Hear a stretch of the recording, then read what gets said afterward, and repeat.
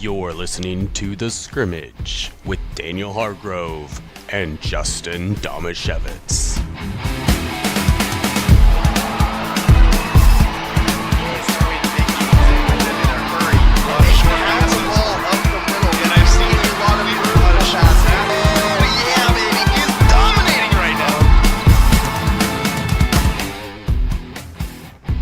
Friday Night Lights. People still call it that. Am I behind the times on this? Well, old people still do. I don't know if young people do or not. I mean, I see it. I see it on social media quite a bit, but it's almost always by like middle-aged dudes. Is it? Yeah. Is that what's going on? I felt even older on my broadcast of the Aberdeen-Hoquiam game, the Myrtle Street Rivalry Game, or as Ian's trying to shorten it down to, just Myrtle Street, which I kind of like, and I used a couple times. It's like, it's 14-0 here in the first half of Myrtle Street 2023. Sounds like a slasher film. Myrtle Street. It's kind of like Murder For a Street. second there, I thought that I accidentally said Murder Street. But No, you didn't. But they were doing the, Aberdeen, before the team runs down on the field, they have that siren play, like from The Purge. Yeah. And I was like, oh, it's like an emergency siren. And Ian's like, that's a Purge siren. Yeah. And I'm like, I'm old. I'm older than Ian, apparently. Oh, was that the first time you've experienced the Purge siren? No, it wasn't. You just forgot? But I forgot. What do you think of that? Old. Like, is that cool or no? I think it's cool. They do it way too long. It's so long. They just let it run before the team's even walking around the corner. And you're like, okay, we're kind of done with it. It was cool for like the first 5. And now it's 5 minutes. So I that's where I'm at on it. But is the idea behind it like that because in the Purge you have a day where crime is legal? So is that the idea that, hey, whatever we do on the field here today doesn't count? We can't get in trouble for all the violence that happens. Well, Aberdeen tended to play that way. That was not me taking a shot at that. Penalty-wise, I'm going to say, though, like both teams, I think it was combined over 20 penalties in the game. That's a lot. So maybe they should be told, hey, I know there's a Purge siren, but penalties are still a thing. Stop holding. Yeah. Stop holding. I need to make the meme, except for stop pooping, from Parks and Rec, yeah. where he's sick and he's looking at himself in the mirror and he's, stop pooping. Yes. I need to make a meme where it's stop holding. Yeah. Do it. There was, in the first half, Aberdeen had 3 touchdowns taken off the board by penalties. It's like, dang. Wow. Were 2 those in drives, 1 goal line appearance. Were those drives that they eventually scored on? 1 they did not. Okay.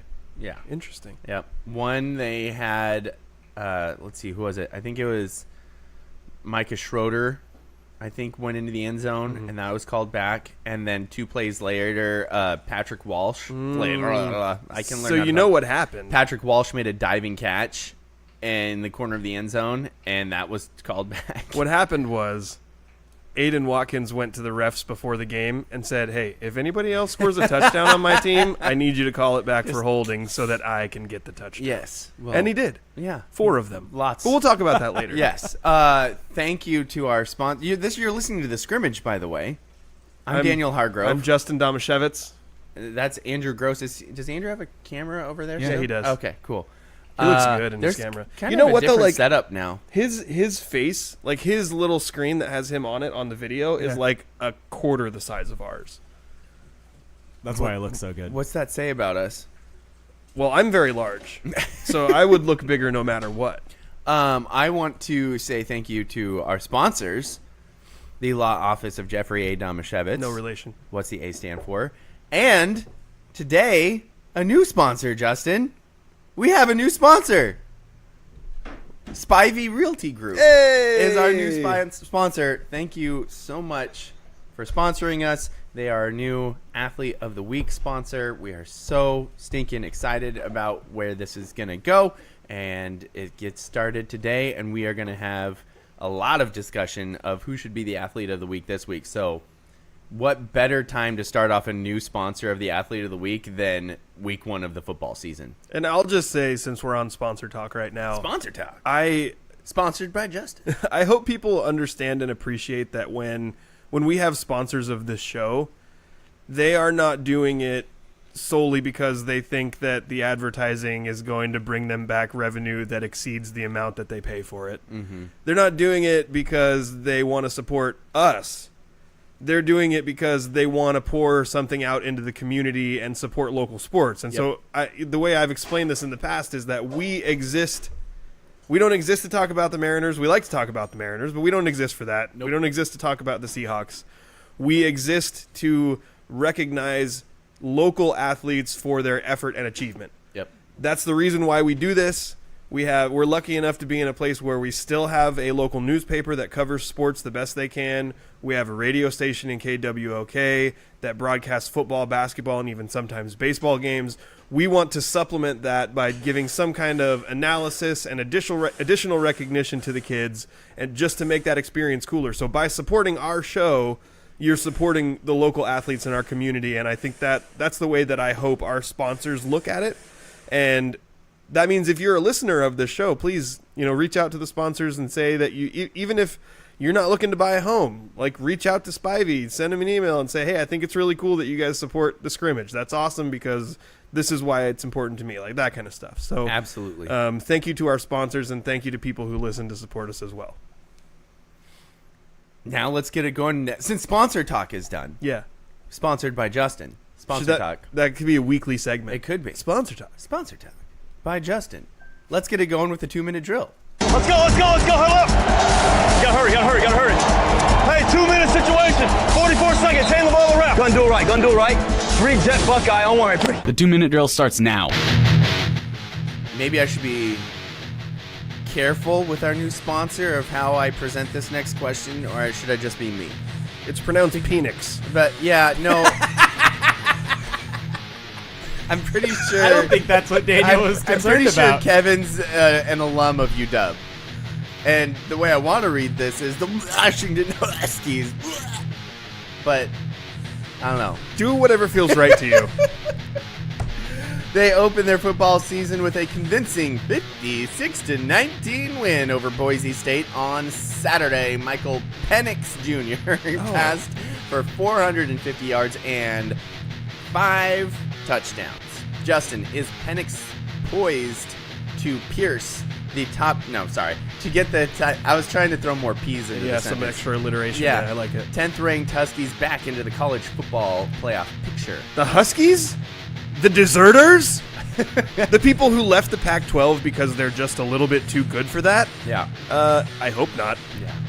Ugh. 15th ranked Oregon opened its season with an 81-7 home win over Portland State. Daniel, why are the Ducks even playing against Portland State? I have no idea. It's so 81? bad. 81. I think they were over 50 at halftime. Oh my gosh. That is just bad. It's bad. To their credit, I mean, they had to get the bad taste out of their mouth from last year in the, Oregon State-Oregon game when they were just taken to the woodshed over and over and over again. And they apparently forgot that people run the ball in football. Go Beavs. Go Beavs. Justin or Andrew, Washington State football. Blah, blah, blah, blah, blah. Cougars quarterback, good. Good. 1 game. Probably not best team in Pac-12. Andrew, your thoughts? That's it. Daniel, your Oregon State Beavers opened the season ranked number 18 in both the AP poll and the coaches poll, and they're winning right now. Daniel, how does it feel rooting for a team with real expectations? You act like real expectations. Real expectations. Well, Justin, it feels like it's been about 15 years. That's what Going it feels back like. to the Sean Mannion, Brandon Cooks days. Yes, if that. Those were the only 2 guys on that team, so they didn't even have expectations. But they were both real good. Yeah. Real good. Real good. I picked up Brandon Cooks late in the draft. Did you see that? I did. In the draft, yeah. You homered out pretty Dude, hard. It was bad. I was not in our fantasy draft. I was not able to focus. I had a baby that was trying to go down for a nap, except for she was not happy about it. Mm-hmm. And so I remember, and our draft moves so fast. So fast. The whole thing was done in 20 minutes. Our previous draft, I could have gone out to dinner in between my picks. Yeah, I set everything at 1 minute, but people really do pick quickly. Yes. So I made my pick, and then I had the back-to-back picks, right? So I made my pick, and I had 18 in between, and I was like, oh, I'm going to go pat my baby on the back for a little bit. And I came back out thinking, oh, I probably got about 10 picks left. I had two picks left, and I was like, huh? Oh, no. I got to pick two people right now. Seahawks. Gino. Charbonnet. I didn't even need a quarterback. Dang it. I wondered why you picked Gino. That was a weird one. It was a weird one. You know, right? they have this really cool thing why? in the draft room where Yeah, it shut up. ranks all the players for you. You So you can just pick the top player on the board. Well, he was the best quarterback. I mean, they said that Daniel Jones was ahead of him, but no. that's No. dumb. That's dumb. No. They ranked Danny Dimes ahead of Yes. Gino. Yeah. I got Good job, Yahoo. Holy Yeah. East Coast bias. Right? The only defense I have is that I've had Dak Prescott for, 3-4 years now? Yeah, I think so. He gets hurt a lot. Yeah. So I was like, you know what? You should pick Trey Lance. He's backing up Dak Prescott in Dallas. No! Ugh! He's Dallas's quarterback of the future. He's Dallas's H-back of the future. My Someone team moving is him to tight end. insane in this draft. I got an A+. This for context for everyone who isn't in our league, which is only 8 other people besides the 2 of us. Yep. This is a keeper league where we keep 6 guys. So like the core. How many years have we been doing this? I think I started it when I was 19. So like I want to say we're coming up on like 18 or 19 years. We've been doing this a long time. And this is I joined 1 or 2 years later. Yeah. Yeah. Somebody got exiled and I got to fill their spot. So you basically get to you have the choice to keep the core of your team. Yeah. I've gotten really lucky with guys I drafted as rookies and just hanging on to them. Yeah. And I got really lucky with Jalen Hurts last year. I actually wasn't happy about having him as my quarterback last year.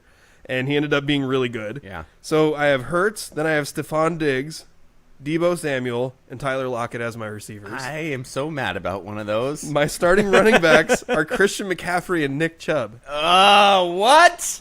Those are the Non-PPR. best 2 quarterback or running backs. Yeah, so- especially non-PPR. so This might be basically- the problem, Daniel. They're running backs.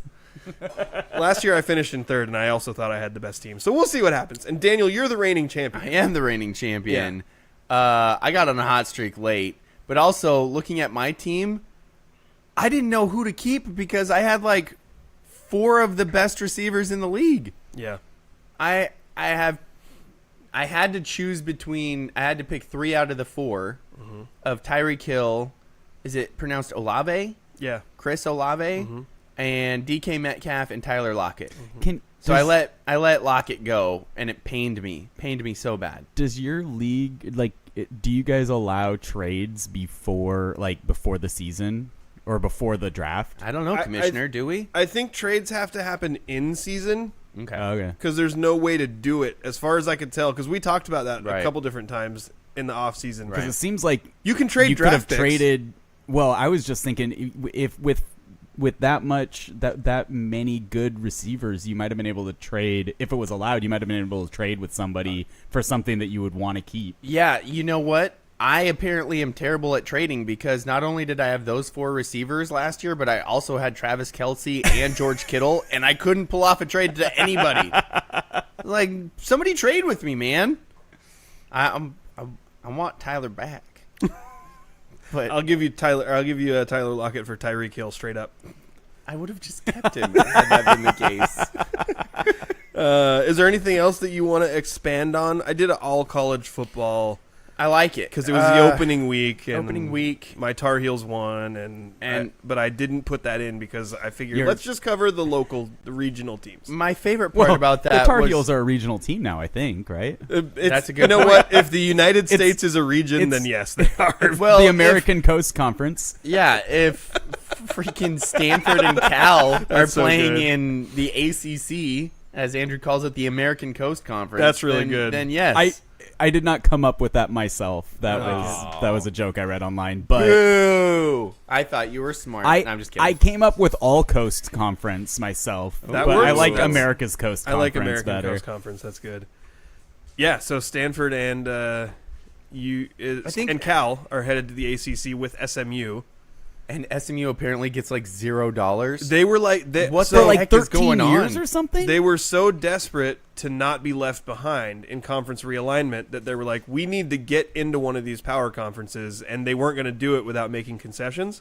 And then they made all of the concessions. Yeah. Like, they didn't keep anything. They were like, But- here, take everything. Well, the ACC TV deal is booty anyway. Gotcha. So compared to I what think- the Big Ten and SEC teams are getting. I think the thing that I want to expand upon is we haven't really had the chance to discuss since the Stanford Cal thing. Okay. Right? So that leaves the Pac-2. Yeah. Oregon State, Washington State. Right. The teams that we said were going to be hurt the most out of this from the start, Yeah. and now Your two teams. our two teams. Yeah. Specifically you. Yeah, specifically Because me. you're a Cougar alum And- who's a lifelong Beaver fan. Yeah. And I don't want them, it seems like them now. You can't say the Pac-12 to steal teams. Yeah. But that's Oregon State and Washington State. But apparently, I've heard that if they stay a part of the Pac-12, or they keep that branding, that they get to split $60 million between the two schools. If they leave and join like the Mountain West or something, then that money is split between all of the schools that are leaving. And that is a bunch of crap. I don't want UW to get any part of that money. So just play a year in a two-team conference is what you're saying? No, I think that what they're going to try and do... WSU Yeah. Pac-2 North champions. And like that Pac-4 thing was really funny where everybody plays everybody 5 times. Yeah, but well, this is just going to be... you just be playing each other Yeah. over and over Are we again. playing in Corvallis or Pullman this week? Let's Oh, go no, we neutral have- site. Play we- at the Yakima Valley Sundome. Oh, we have a bye this week. Jeez. But I think the thought is that they're going to try and scalp teams from the Mountain West. And so bring them in with an SMU deal. We're like, hey, you can join us, but we're not splitting the money with you? Well, not that original money. Okay. I think they would split the new TV deal. Oh, okay. But right now, there's just $60 million sitting there. Can I have I some? was wondering. I want some.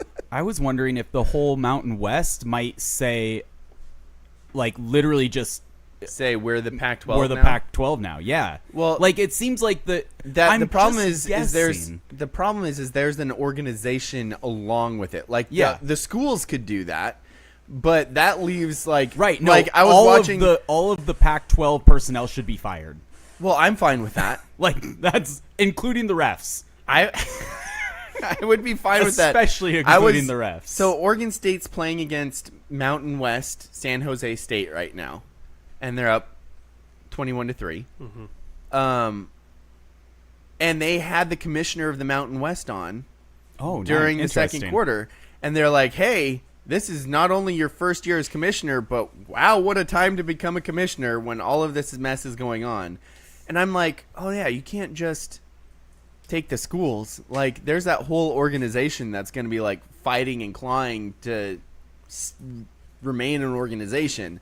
So you could maybe convince them to do like a merger of sorts, but it has to be under the guise of this is the Pac-12 now. Yeah, but Yeah. then it will also, like, they lost all the good teams, so you can add Mountain West teams, but they won't be a power conference anymore. Well, Right. that's what I was wondering. If you would they, because everyone is so like the Power 5 is such a like a thing. Would they be able to get away with especially because people don't pay attention to the West Coast at all?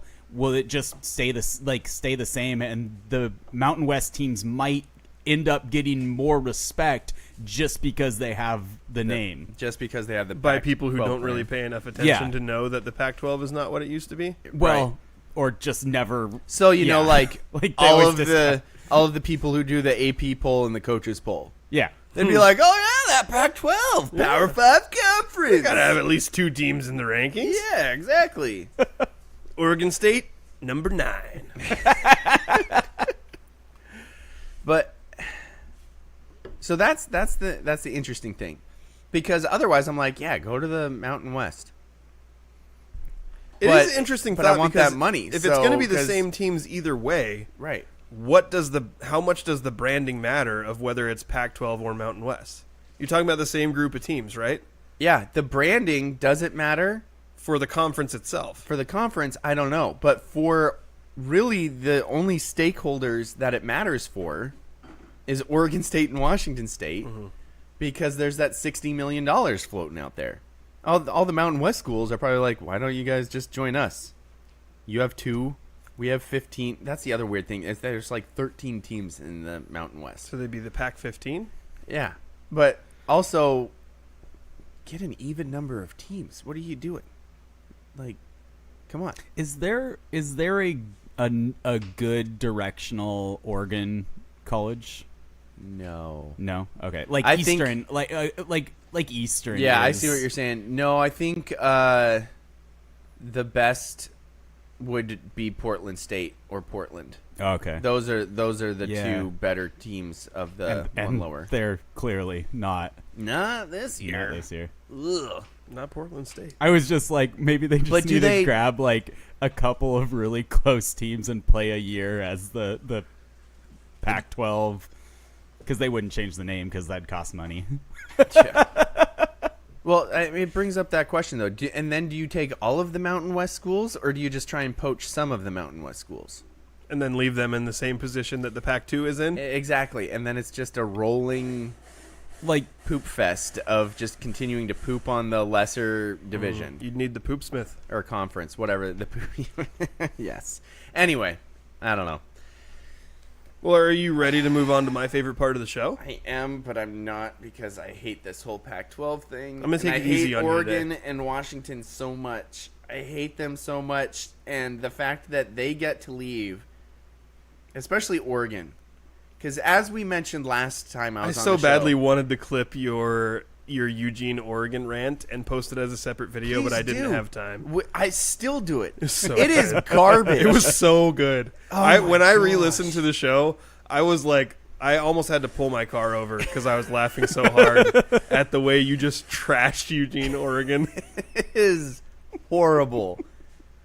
And The there's garbage place for garbage people? garbage place for garbage people. Their admittance into their freaking school is easier than everywhere else in the freaking conference. So it's not like they're like, oh, we are academically more well suited to be a part of the Big Ten or whatever bullcrap. what was And it that Jimmy Lake said? yeah, and seriously, Academic prowess. academic prowess. And you just got your doors blown off by a team that literally couldn't throw the football last year. And you guys get to go to the Big Ten, and you're leaving behind Oregon State like we're some sort of little brother in this thing, even though your history has been like, what, 10 years? Like, get out of here. It is a load of crap. Nike sucks, Nike's the worst. he says. Let's move on to my favorite part of the show. Okay. Serving questions up on a silver platter where the points are made up and the rules don't matter. Time for Stump Daniel. Stump Daniel is brought to you by the law office of Jeffrey A. Damashevitz, no relation. What's the A stand for? Daniel, I'm going to take it easy on you today. That's not a good sign. I'm only asking you one question. Oh, that's no chance for redemption. And it's a regional sports related question. What do you need redemption from? If I get it wrong? Oh, you get 3 chances to get it right. Oh, okay. Phew, okay. Something's helps. happening right now with a team from Seattle. Have you ever heard of Jewel Lloyd? I have heard of Jewel. So on the Seattle Storm, You ever heard of Jewel? I wasn't sure. I didn't know if you follow women's basketball the way I do.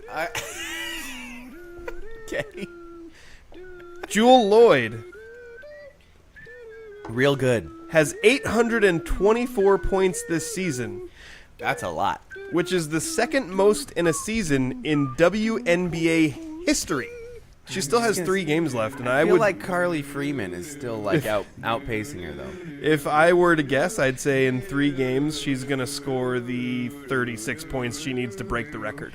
So likely headed, I don't want to jinx it, but likely headed towards the record for most points in a season. Right. Who is the player? I'm going to give you 3 guesses. Who is the player who currently holds the record for most points in a WNBA season? Oh man.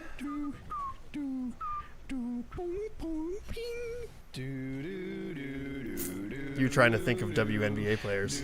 No, I'm not. I mean, I am because you I'm trying to probably think of the should right be. answer. I'm not trying to think of NBA players. think I'm of- not like, oh man, is it LeBron James? It's Ethan Thompson. Ethan Thompson.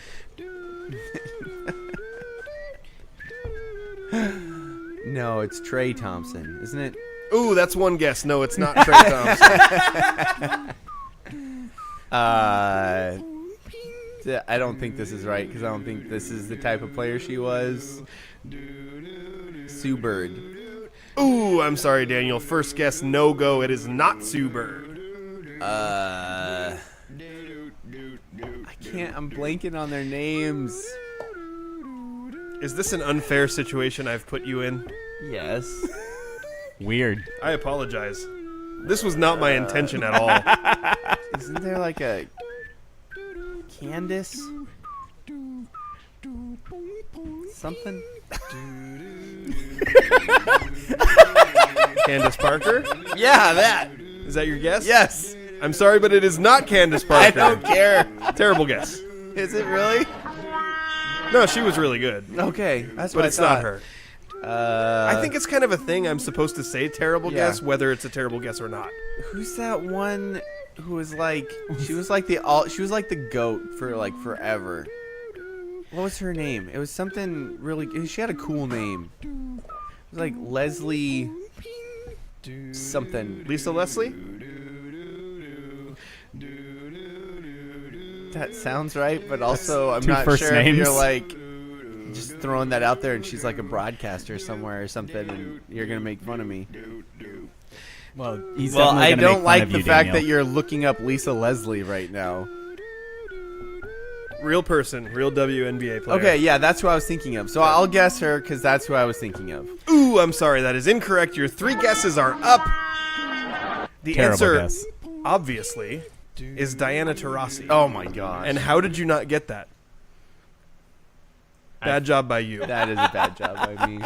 But anyway, I wasn't, That is a choosing bad that question to bring light to Diana Taurasi, Dang it! who also was like The Rangers one. Sorry. perhaps Oh, the shoot. greatest women's college basketball player I had ever seen until Caitlin Clark. She played for UConn and she was absolutely incredible, unstoppable. Yep. Obviously a phenomenal WNBA player. I knew that Jewel Lloyd was really good and she scored a lot of points, and I had heard that she was approaching the record. I didn't realize that she basically needs to average 12 points a game over the last 3. Yeah. And she's gonna break it. Yep.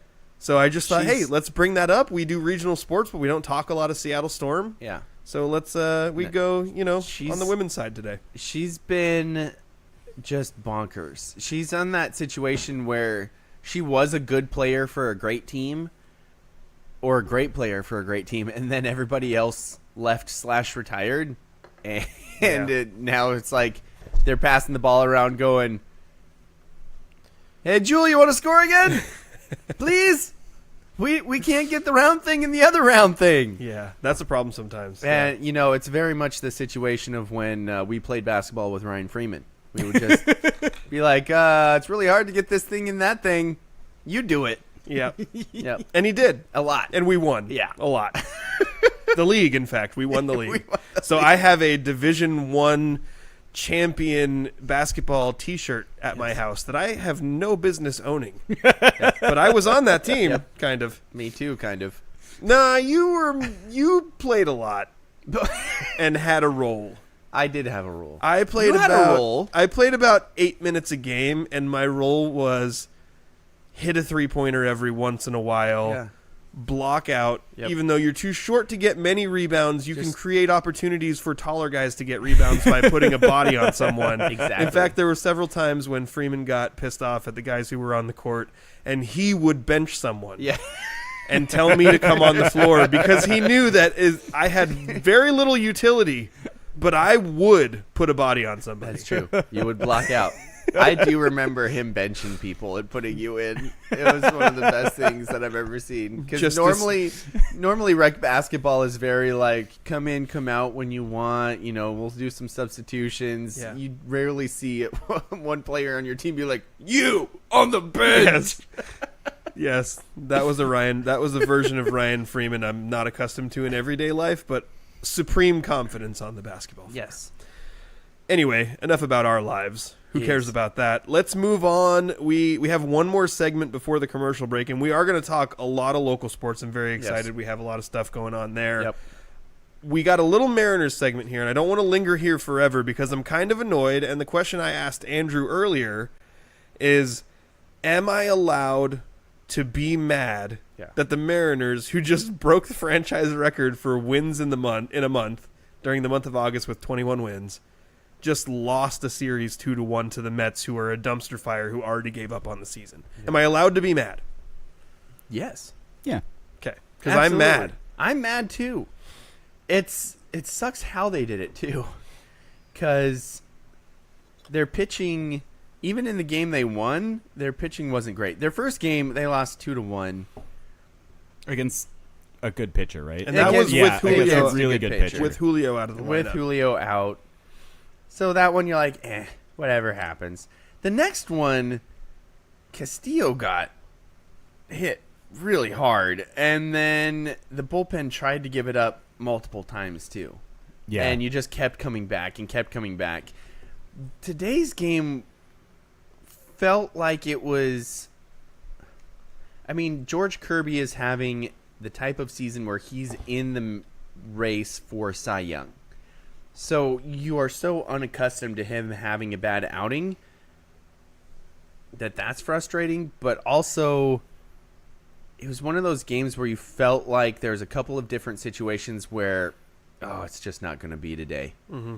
Like when Julio, who's on a 15 game hitting streak, comes up with a runner with Crawford on first to lead off the inning, and you're like, all right, this is going to be the inning where we kind of blow it open a little bit. It was tied 3-3 at the time, I think, and he hits a rocket, but right at Lindor. What a loser. And then Lindor makes a ridiculous play on a crazy short hop. I hate that guy. And then all of a sudden it goes from, a base hit or a double in the gap, and we have the lead with no outs and Julio on second, to a double play. And then Teo comes up then the very next at bat and ropes a single into the outfield. So you're like, there would have been another hit. And it was just kind of one of those games. So, I don't know, it's frustrating. You also got Ty France out of the lineup now because he got hit again. And somebody mentioned, I can't remember who it was. I don't know if it was, I think it was one of the broadcasters was like, it's not like Ty France is trying to get it hit. He doesn't really crowd the plate. And I was like, you're high. Ty France crowds the plate Who like are you crazy. listening to? It was a Mariners broadcast. I can't remember who Really? it was who said that. But they were like, yeah, Ty France, I don't know why he gets hit so much because everybody loves him, so they're not trying to hit him that way. And it's not like he crowds the plate. And I'm like, you're insane. He absolutely does. Crowd the play, and he doesn't give it up either. And Jerry DiPoto and Scott Service are like, yeah, getting hit is kind of a skill he has. yeah.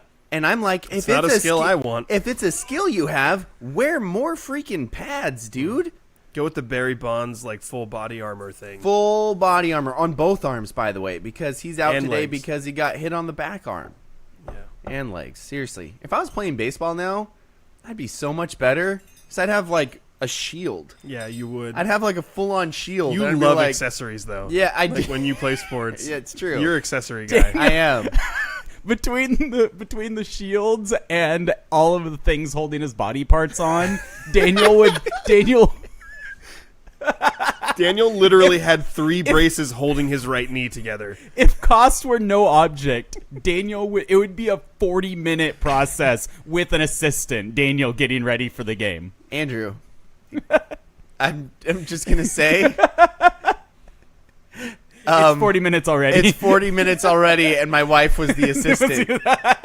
The cost wasn't the thing because I had spent 10 years accumulating all of those things. That's what I'm saying, though. No, the cost was the assistant. If you were playing pro ball, You're right. you would have like Oh, of that stuff that you'd accumulated, but you would Right. also have you'd have special built little guards for every single thing. I will say that I have made a shift. I've gone away from that because I think I realized that I was counting too much on the braces to protect me, and my muscles weren't like stabilizing themselves. Yeah. So I've gone to. It took me a while, but I actually finished the last basketball season I played in not wearing any braces, and then 2 days later tore my Achilles.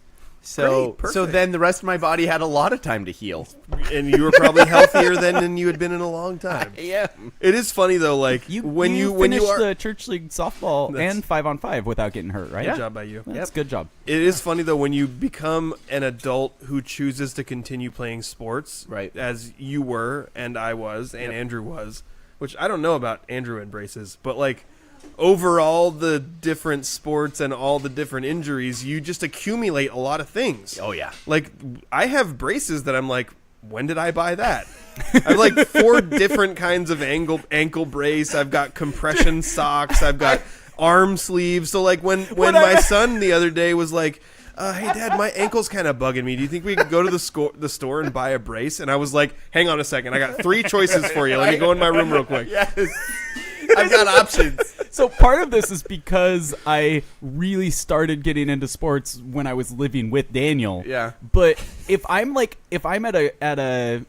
Ross or at a garage sale and I see a brace, I'm like, do I have a brace? I might pick that brace up. $3.99? Yeah. I could use that brace. I don't know when, but I'm gonna need it at some point. I've got a thumb brace Yeah. that I literally will not take out of my baseball bag because I'm like, what if I jam my thumb? Yes. Daniel, do you remember when you played for the Bearcats and there was one day that I know I had concussions. Yeah, but I do remember playing for the. There was a Remembers that it time happened. I was at Marshall's and I saw, those the football shirts that have the built-in rib protectors. Yeah. And I looked at it and I was like, Daniel needs that. Yes. So I just bought it because I was like, you know what? If I buy it and Daniel doesn't need it, somebody else will. I wore it every game. I wore it every game, Justin. I had another one that had pads on the ribs, but also somewhere else too.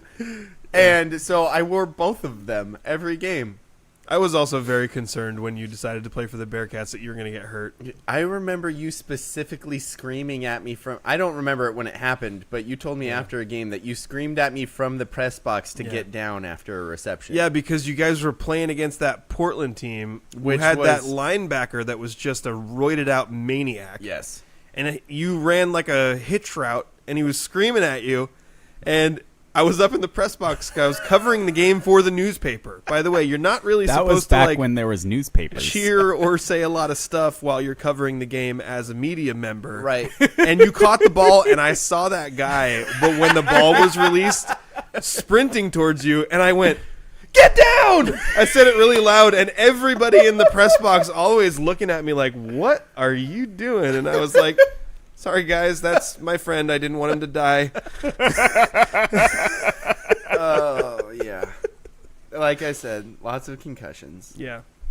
Well, we have local sports to talk about, Yes. and we're going to name an athlete of the week, which I'm excited for because there is a ton of good candidates. Yes. Probably a couple that really stand out above the rest, but there's a lot of really good candidates this week from the opening week of high school football.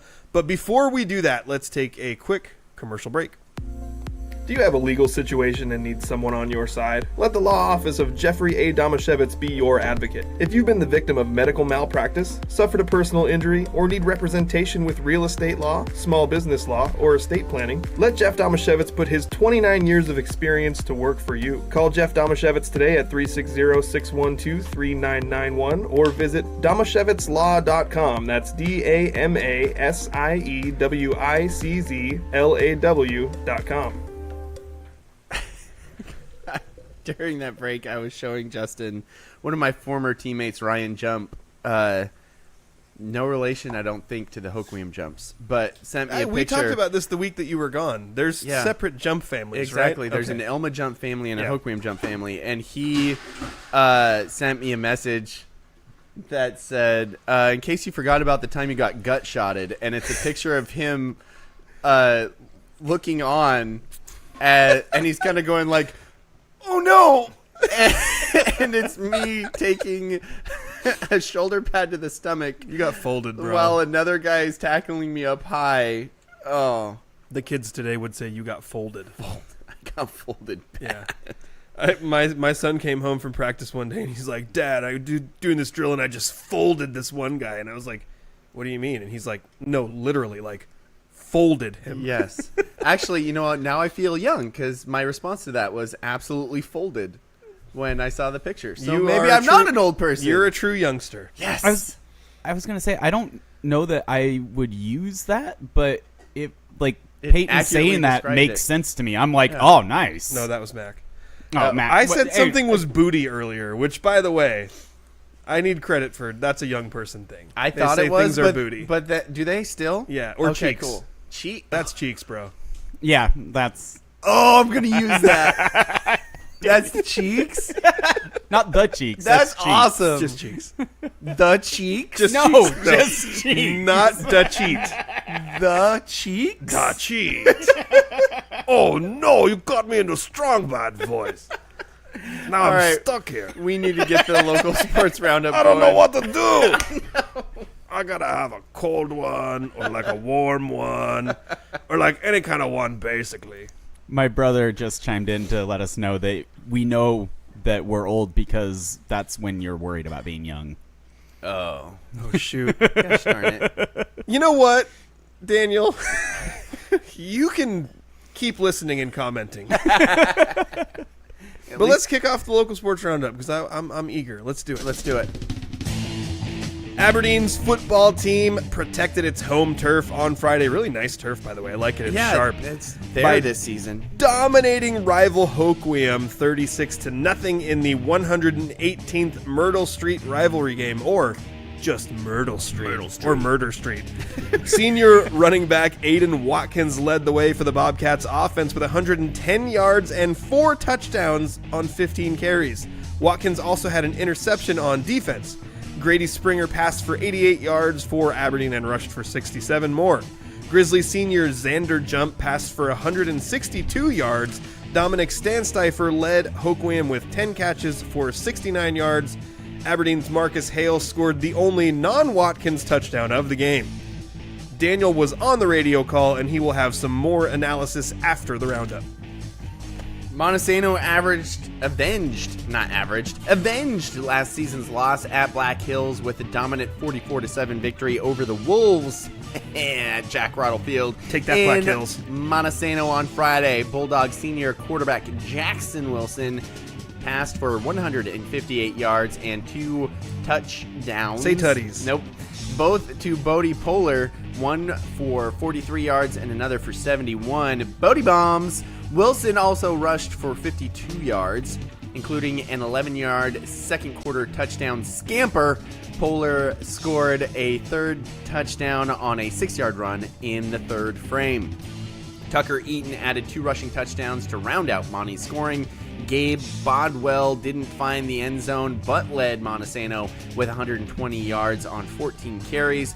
Bodwell also was one of 3 Montesano defenders to record a sack, along with Camden Taylor and Peyton Domashevitz. Or Justin Domashevitz, if you read the Daily World.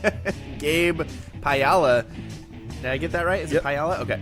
Led the Bulldogs in tackles with 7. Montesano will travel to Stewart Field to face the Aberdeen Bobcats next week. Justin was at that game and will share his thoughts after the roundup. Elma opened up its football season with a 21-14 overtime win at Centralia. Carter Studer threw a touchdown to Ethan Camus in the extra frame for the Eagle win. Studer completed 20 of his 34 pass attempts for 275 yards and 2 touchdowns, both to Camus. Cale Reeves opened scoring with a short touchdown in the first quarter. Senior receiver Jacob Meadows led Elma with 8 catches for 187 yards. You heard me right. 8 catches for 187 yards. Phenomenal game for Jacob Meadows. Tanner Thompson and Isaac Phillips anchored the Eagle defense with 7.5 tackles apiece. Elmo will be on the road again on Friday at Cascade Christian. PL Willapa Valley scored 26. Sorry. That was a reaction to Cascade Christian. PL Willapa Valley scored 26 unanswered points to notch a 26-8 season opening victory at Mossy Rock on Friday. Blake Howard led the Titans with 83 yards, rushing on 16 carries. Cody Strozik added 51 yards and a touchdown on the ground. Nathan Fluke passed for 110 yards and 2 TDs to Blaine King. Tyson Portman rushed for 26 yards, including a 10-yard touchdown scamper, which got PWV on the board in the first quarter. That's a heck of a team. Every name I mentioned there, I was like, oh, he's a really good player. Yeah. Oh, he's a really good player. They are loaded. They're going to be good this The year. Titans will host Adna on Friday in Menlo. Sticking with 2B football, Raymond South Bend started its football season with a tough 42-35 loss at Toledo. The Ravens started poorly and trailed 35-14 early in the third quarter, but came back to tie it up at 35 with just over a minute left in the game. Unfortunately, Toledo scored on a 30-yard run with less than 3 seconds left on the clock. Oh, You ready for a big stat line, Daniel? yes. Farrell Johnson had a huge game on the ground for RSB, rushing 24 times for 205 yards and 3 tutties. Austin Snodgrass passed for 175 yards and rushed for 68 and 1 score. Robbie Stegall also scored a rushing touchdown for the Ravens. RSB will try to bounce back on Friday when they host Wahkiakum at South Bend High School. Speaking of nice turfs, we talked about Aberdeen earlier. Yeah. South Bend, nice turf. South Bend is a cool place to watch a game. Yeah, I really like cool. that venue. Yeah. Montesano opened its soccer season with a trio of girls, each scoring a hat trick. What? You read that right. What? 3 girls in 1 game. It's Hat trick. It's a tri-trick. Hat trick, hat trick, hat trick. Wait, is that a hat trick of hat tricks? It's a hat trick of hat tricks. Thank you. I was trying to come up with how to say it. It's a hat trick of hat trick. Hat trickception. 9-1 win at I Chelan don't on get that. Friday. Michaela Stanfield, Ada Potts, and Jalen Butterfield each banged in 3 goals for the Bulldogs. Monty stayed east of the mountains on Saturday and played Kashmir. Don't like them. A 0-0 draw. 0-0. That too. The Bulldogs will be Love, back. love. Bulldogs will be back on the road Thursday at Kingsway Christian. So that's the end of the local sports roundup. Sorry, that wasn't a very good ending sentence that I did. I kind of left it up there. I did some left looking. it hanging. I wasn't sure if you were going to have more to say. Yeah, that I was- wasn't written down. I was gonna try, and then I just spaced. Sorry. Outside of the, I'm also having like weird allergies with my eyes going on. Well, right just now, so stop I apologize. Stop having allergies. And just be better. Yeah, Just be stop better. being allergic. Sorry. Like Tom said to Anne in Parks and Rec when doing the photo shoot, make your face better. I looked for other. what Barney just- said in How I Met Your Mother. Try being awesome instead. Yeah, Yeah. that's fair. Yeah. We will see more other sports as the seasons go on. From what I could tell, the only other thing that's really happened is the volleyball jamboree, Right. which I didn't have much detail from. But we'll have volleyball season, a lot more teams in girls soccer. Montesano happened to be in action because they were on this trip in Eastern Washington to play a couple of games over there Right. against Chelan and Kashmir. But next week we'll have soccer updates and volleyball updates, and at some point cross country will start too. Yes. Like we'll have updates from other sports, but it happened to be mostly Golf. football. I golf too. Yep. I do have a goals update Ooh. from the. You always hide these. Well, this one I didn't type out into the local sports roundup because it came in after I had already finished that. Gotcha. But Coach Daniel always comes through, and he sent us an update from the Premier boys team. They came away with a 3-2 win after not having a great start, but they ended up playing really well in the second half of this game.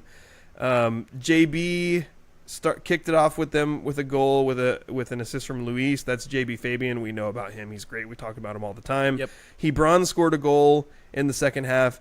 Then JB scored another goal off of a corner kick from Yvonne, and then they won. Let's see. Oh, there was a PK that made it 3-2, and then they ended up winning 3-2 in that game. So congrats with this team, this goals team that's playing in this Premier League. I just want to explain to people, because I didn't understand this at first either until it was explained to me. They were too good for the league that they had been playing in, so they got moved up to a higher league. Nice. And in fact, several players from this team were also selected to play on a higher team, that Surf Academy team. Yeah. So like, of all the like travel teams, we have all these different travel teams, and they're all different levels. These boys that play specifically on this Premier U15 goals boys team are really good. The team is really good. They have several individual players who are really good.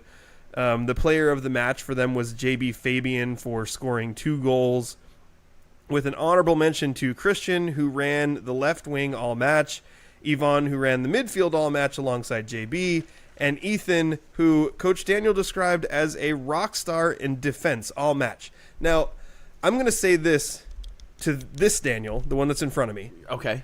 We need to... We have some equipment upgrades that we're working on. Yes. So we've got a new soundboard here. Thank goodness. We've Sounds so good. We are also working towards getting a mobile soundboard. Ooh. Where we will be able to take our microphones elsewhere and plug them into something we can record interviews off-site. I think it would be really fun for us to have like just a sit-down session with Coach Eddie and Coach Daniel from the Gulls. Yes. Because I know like this stuff happens a lot where we start talking about it, and like, you know, before Daniel, you were like, explain to me defensive stats. And then Right. Coach Daniel's like, well, here's a defensive stat, here's a defensive Yep. stat, here's a defensive stat. I love to talk to these guys. Yeah, And we can work exactly. all this stuff out. They have a chance to talk about their players and put them in the forefront. So I'm really looking forward to us being able to upgrade our equipment to get to that point. Yes. That's your goals update. Now I want to move on, Daniel, to your thoughts on the Myrtle Street Rivalry Game. Is that what it's called now? Myrtle Street. Murder Street. Yeah. You know, go to grocery outlet. You just take a left on Murder Street. Yeah. It's like a like there's Nightmare on Elm Street. There's also the Fear Street, Okay. which is it was a trilogy of movies, but there's also books. Okay. I haven't heard of that. I Yeah. mean, I've heard of Nightmare on Elm Street. Yeah, it's just slasher stuff. Yeah. Okay. But also Were the like, books you know, after the full of movies? demons and witchcraft. So let's call it the Murder Street Rivalry. 118th playing of Myrtle Street. See, does it work to just I leave don't- it there? No, because there's an actual street called Myrtle Street. Yeah. See, I don't know. I think You know, in the right context, like I the think- way that you said it, I think it works. And if Right. Ian says it during the game, I think it works. But if Right. you go like out there and you're like, "Hey, did you guys see Myrtle Street the other day?" yeah, People 36 to nothing. People will be like, What? "You mean that street that Bimart is on? Yeah. Where that vet's office is?" Where the PUD straddles? Yeah, straddles. That's a does. good one. It does straddle. you're It right. does. Yeah. Yeah, that's over by the Dollar Tree, right? Yeah. All right. So, first of all, I don't remember Aiden Watkins having an interception. Oh, I read So- that in the Daily World. So Yeah. if I got that wrong, I apologize. Well, also, equally as real that I may have misread it. Well, I'm curious about that because I'm wondering, did I miss? I did they say anything about Micah Schroeder having an interception? It just said Xander Jump stats, and it said Xander Jump did blah, blah, blah, and an interception by Watkins. Xander didn't throw the interception. Joey Bosich came in for one play and threw an Aiden interception. is watching, and he says that Micah Schroeder had the interception. Okay. Thank you, Aiden. Thank you, Aiden. I was going to say, like, not to take anything away from your game, Aiden. It was awesome. But I was like, I thought Micah had the interception there. He's You know also- how I claimed that half a sack that Peyton dropped on the ground? Let's just give the interception to Aiden. He was also wondering No, how many you know what? punt If nobody return wants yards he the- had. Oh, dude. Punt return yards are so hard for me to try and keep track of. I know that he had a really long one that was taken back a ways on a penalty, which was a bummer. So many penalties. I don't know how many yards, but Aiden's return on one was ridiculous. And it wasn't even that the return was that great after he caught it, because it was good. It was probably like a 20, 30-yard return. But the punter for Hoquiam kind of mishit it and kicked it really high. And Aiden had to run like 20 yards, 25 yards just to catch the ball. And he caught it. He's real fast. And he caught it on a dead sprint coming at the coverage team. Wow. And still, like, no bobble, no hesitation, ran like 20 yards screaming up the field, makes the catch on dead sprint, and then picks up like 30 yards. Because he did that, he probably bought his team like 60 yards. Because, you know, I mean, I'm assuming Well, the because ball would even bounce. me in my prime Yeah. is watching that ball bounce. Everybody is. And Prime Daniel Hargrove watched that ball bounce? Yes. Okay. Punt returns are scary. Yeah, they are. It's the scariest thing, right? Like It being is. a punt returner, because you have to watch the ball and the guys that are Yeah. screaming at you And- simultaneously. And normally when you're coming up to catch a punt, you're already like, I'm feeling a little shaky on this. He literally sprinted forward and caught it. Like, Because punts move weird. yeah, Yeah, they they do. There was actually another play where I was really impressed, but also I kind of assume that his coaches will probably tell him, that probably wasn't a great idea. But there was a line drive punt where, again, Hoquiam's punter mishit it, and it was screaming over Micah Schroeder's head, like 15, 20 yards down the field, and he just reached up and caught it over his shoulder. Oh, my. Like, as he was going over his, like, caught it like that, and I was like, that was a crazy play. And Ian's like, yeah, I bet he's getting all sorts of high fives and stuff. And I was like, I bet his coaches tell him never do that again. Because Yeah. if that bounces off your hands, it's a fumble. Well, who and was there's a chance for everybody to get it. And yet it was just a pure instinct play. Like, there's the ball, catch it. You know? So you couldn't really tell him, like, hey, that was, like, bad, but don't try and quell your instincts, because it was really impressive though. What's the name of the Seahawks receiver who punched Golden Tate in the face? Wait, what? Wait, wasn't that a thing? No, Percy Harvin. Percy Harvin, yes. I So forgot about remember that. Percy Harvin, the thing was he was a great returner, but he couldn't field punts. Right. Yeah. So he didn't do punt returns. Yeah. Because punts are the weirdest thing to try to catch. They're awful. Like, anybody who's ever gone out with their buddies and punted a ball back and forth, you Yeah. know, like, those things don't move predictably. They're really hard to tell where they're going to land. And the idea, to me, is terrifying, that, like, what Aiden did on that play. Yeah. It's terrifying to think that you could be able to sprint up towards a ball like that. Not only, number one, know where it's going to land, which is weird. Yeah. But have the confidence to catch it Yeah. without fumbling it, and then be able to keep your momentum moving forward. That's tremendous. He caught it on the run. That's amazing. Like, it wasn't like run up, stutter step, catch it, regain momentum. Like, That's got to be one of the hardest things to do, like, from a skill standpoint in football. It's way up there. I would agree. I commented on the radio broadcast that I wish that we had, like, the StatCast tracer, you know, of how sometimes in football games they'll show the trail of How how it far moves, somebody yeah. ran. No, not the not the the ball ball. too, but how far, like in baseball they'll show, like, here's where Julio Rodriguez started, and here's right. the tracer. He ran 100 yards or whatever to make this catch. Like, I wanted that for Aiden, where he started and how far he ran to catch it, and then, like, his top speed as he was catching it. Luckily, he's real fast. Dude, if Exactly. we had, like, the advanced AWS. analytics like they have in Yes. the NFL, where we could see what Aiden's top miles per hour was, Yes. that would be dope. That would be dope. So the Amazon, impression you need of to start doing high school football. the impression of the entire game was Aberdeen's strength and size completely outmatched Hoquiam. And I think we knew that going in, right? When Hoquiam's biggest player, Trevor Turpin, is 6'2", 245, and I've stood next to him, and he's a massive human being, and he looks small on the football field because Paul Baltazar and Jabron Brooks and what was that other kid's name? They brought a kid in at center. Where is his name? Gosh, I think I know who you're talking about. I saw him in the preview. 70. Where's his number? Oh man, Jaden. This is gonna drive me crazy. Aiden says Jaden. Jaden Roarborn comes in and Aiden, starts. thank you, because Aiden's you've just been on clutch top today. of it right Holy now. We cow. just need to have Aiden on the show. He also said all capitals never again. I think he was talking about Micah Schroeder's case. Seriously. But yeah, Jaden Roarborn, he's 6'4", 325. He says so- that they call him Big War. Big War. Like wins above replacement? Probably. Listen to this. Their guard, I'm already listening. center guard. Shut up, Justin. Their guard, center guard. So you had Baltazar 291, and then you had Roarborn 325, and then you had Brooks 335. That was guard, center guard. I've never stood next to that other kid that you mentioned, but I have stood next to Jabron Brooks and Paul Baltazar. Right? I'm a large human. No, you're not compared to Not them. compared to those guys. That's what I'm saying. Those are Jabron large Brooks human beings. Threw Yeah. me by accident when he was in 7th grade. That was a thing that happened. So their strength and size just kind of outmatched Hoquiam.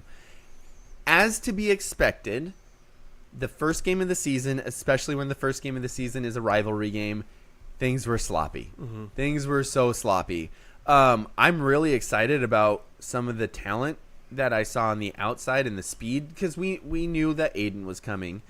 I knew that Patrick Walsh was returning.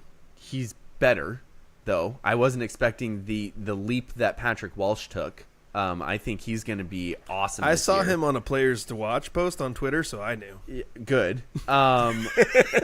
You know, and I coached you're like, Patrick in baseball when he was in junior high. Nice kid. He doesn't surprise me. He's big now, Yeah. and just demolished some kids on defense a couple of times. That sounds mean. Yeah.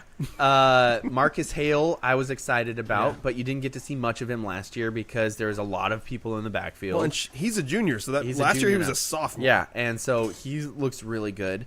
But there's some kids in this sophomore class that I think this sophomore class is playing with an excellent group of seniors because this could change, you know, as kids get bigger and fill out and stuff. But from what I see of this sophomore class, there's a lot of gifted athletes, but I'm not sure the size that you would like for like the big line positions. But as sophomores, they get to, you know, fill in and play these really key outside skill positions and make some big plays. I knew that Micah Schroeder was going to be awesome this year because you saw him start to play and start last year as a freshman in different spots. He would play linebacker, and now he filled in. He's starting to play receiver, and he's just really fast. He's just a baller. Like I said, instincts took over on that punt, and the ball's coming, so he caught it. Who I wasn't expecting, though, is Adonis Hammonds, a sophomore. He's going to be really good this year. On the opening kickoff, though, it was just a microcosm of the game, right? And a microcosm of who Adonis is, because he takes the opening kickoff. He makes some really great moves. He's streaking down the sideline for a massive opening kickoff of Myrtle Street in his first start. And he's heading down the field, and you're like, wow, this sophomore is a stud. And then he gets tackled and fumbles, and Hoquiam gets the ball. And you're like, oh, that just gut-wrenching. Lesson learned. Gut-wrenching. But High you know, and tight. all the talent, but still a young player. Is that reminder of like, oh, yeah, he's only a sophomore. Yeah. But, and the whole game was just kind of sloppy because it's the first game of the year. Right. You know, and where it really showed was, yes, there were some weird turnovers on both sides, but Aberdeen had 13 penalties and Hoquiam had 10.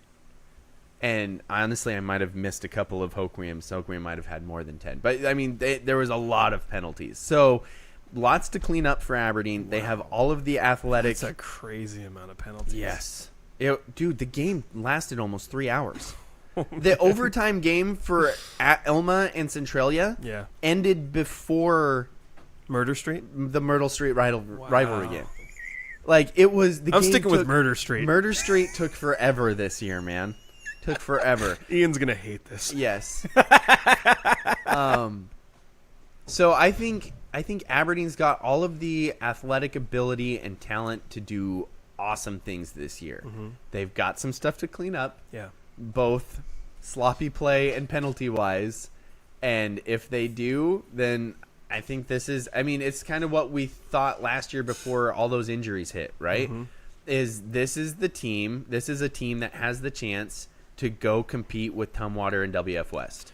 Those are still the teams you have to take down. And man, I was starting to talk with Ian about this last night after the broadcast.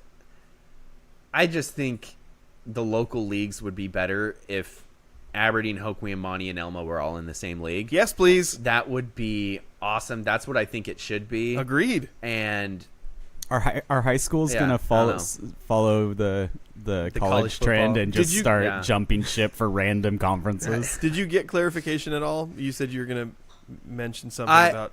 I didn't get a chance to clarification on why Aberdeen doesn't move down to 1A. I haven't got clarification on that yet. I've got a game update from Rob Burns. He says that OSU is 35-10 mid fourth quarter. Thank you, Rob. Thanks, Rob. Not quite the annihilation that I was hoping for, but these could be conference rivals next year. So yeah, OSU is playing San Diego State, right? San Jose State. Yeah. One of those. You were way off. Way off. So anyway, also it was funny. Aiden had an excellent game, and I don't think if you had just swapped somebody else for him that they would have done what he did. But even Aiden after the game said, dude, my offensive line was just moving people. Those weren't his exact words, but Ian talked to him after the game as we grabbed a picture of him and everything for player of the game, and his offensive line had a great game against Hoquiam. So Rob says the enrollment numbers need to fall more for Aberdeen to get to 1A. They do. We need to clarify. We need to clarify Would it help if they just stopped counting Harbor High? That's when I was in high school. That's what it was. That's what everybody said. I don't think that's true anymore. Oh, really? Okay. We're not sure if that's true anymore. And also, there's remember, you can drop a classification if you have a certain percentage of free and reduced lunch. Aiden says that it still is. They still do count Harbor High. Okay, so that's still there, but also there's that thing where if you have a certain percentage of free and reduced lunch. And there's a rumor going out there that this. Okay, I'll just say what I need to clarify. There's a rumor out there that may very well be factually accurate. I just don't know. Yeah, we don't know if it's accurate or not, though, is how I'm going to preface this. That Aberdeen knew their percentage was going to be so high that they just offer free and reduced lunch to everyone. So they don't actually know what percentage they have. And so they don't have the numbers they would need to report to drop down a classification. Because the process from an administrative standpoint of going to every parent and saying, hey, if you want to qualify your child for free and reduced lunch, you have to fill out this form. And then assuming that those parents would actually get back to you when for years they haven't had to do this. Right. It could be an administrative nightmare. But it also could save your school a lot of money in travel expenses if you could get into the 1A Evergreen League.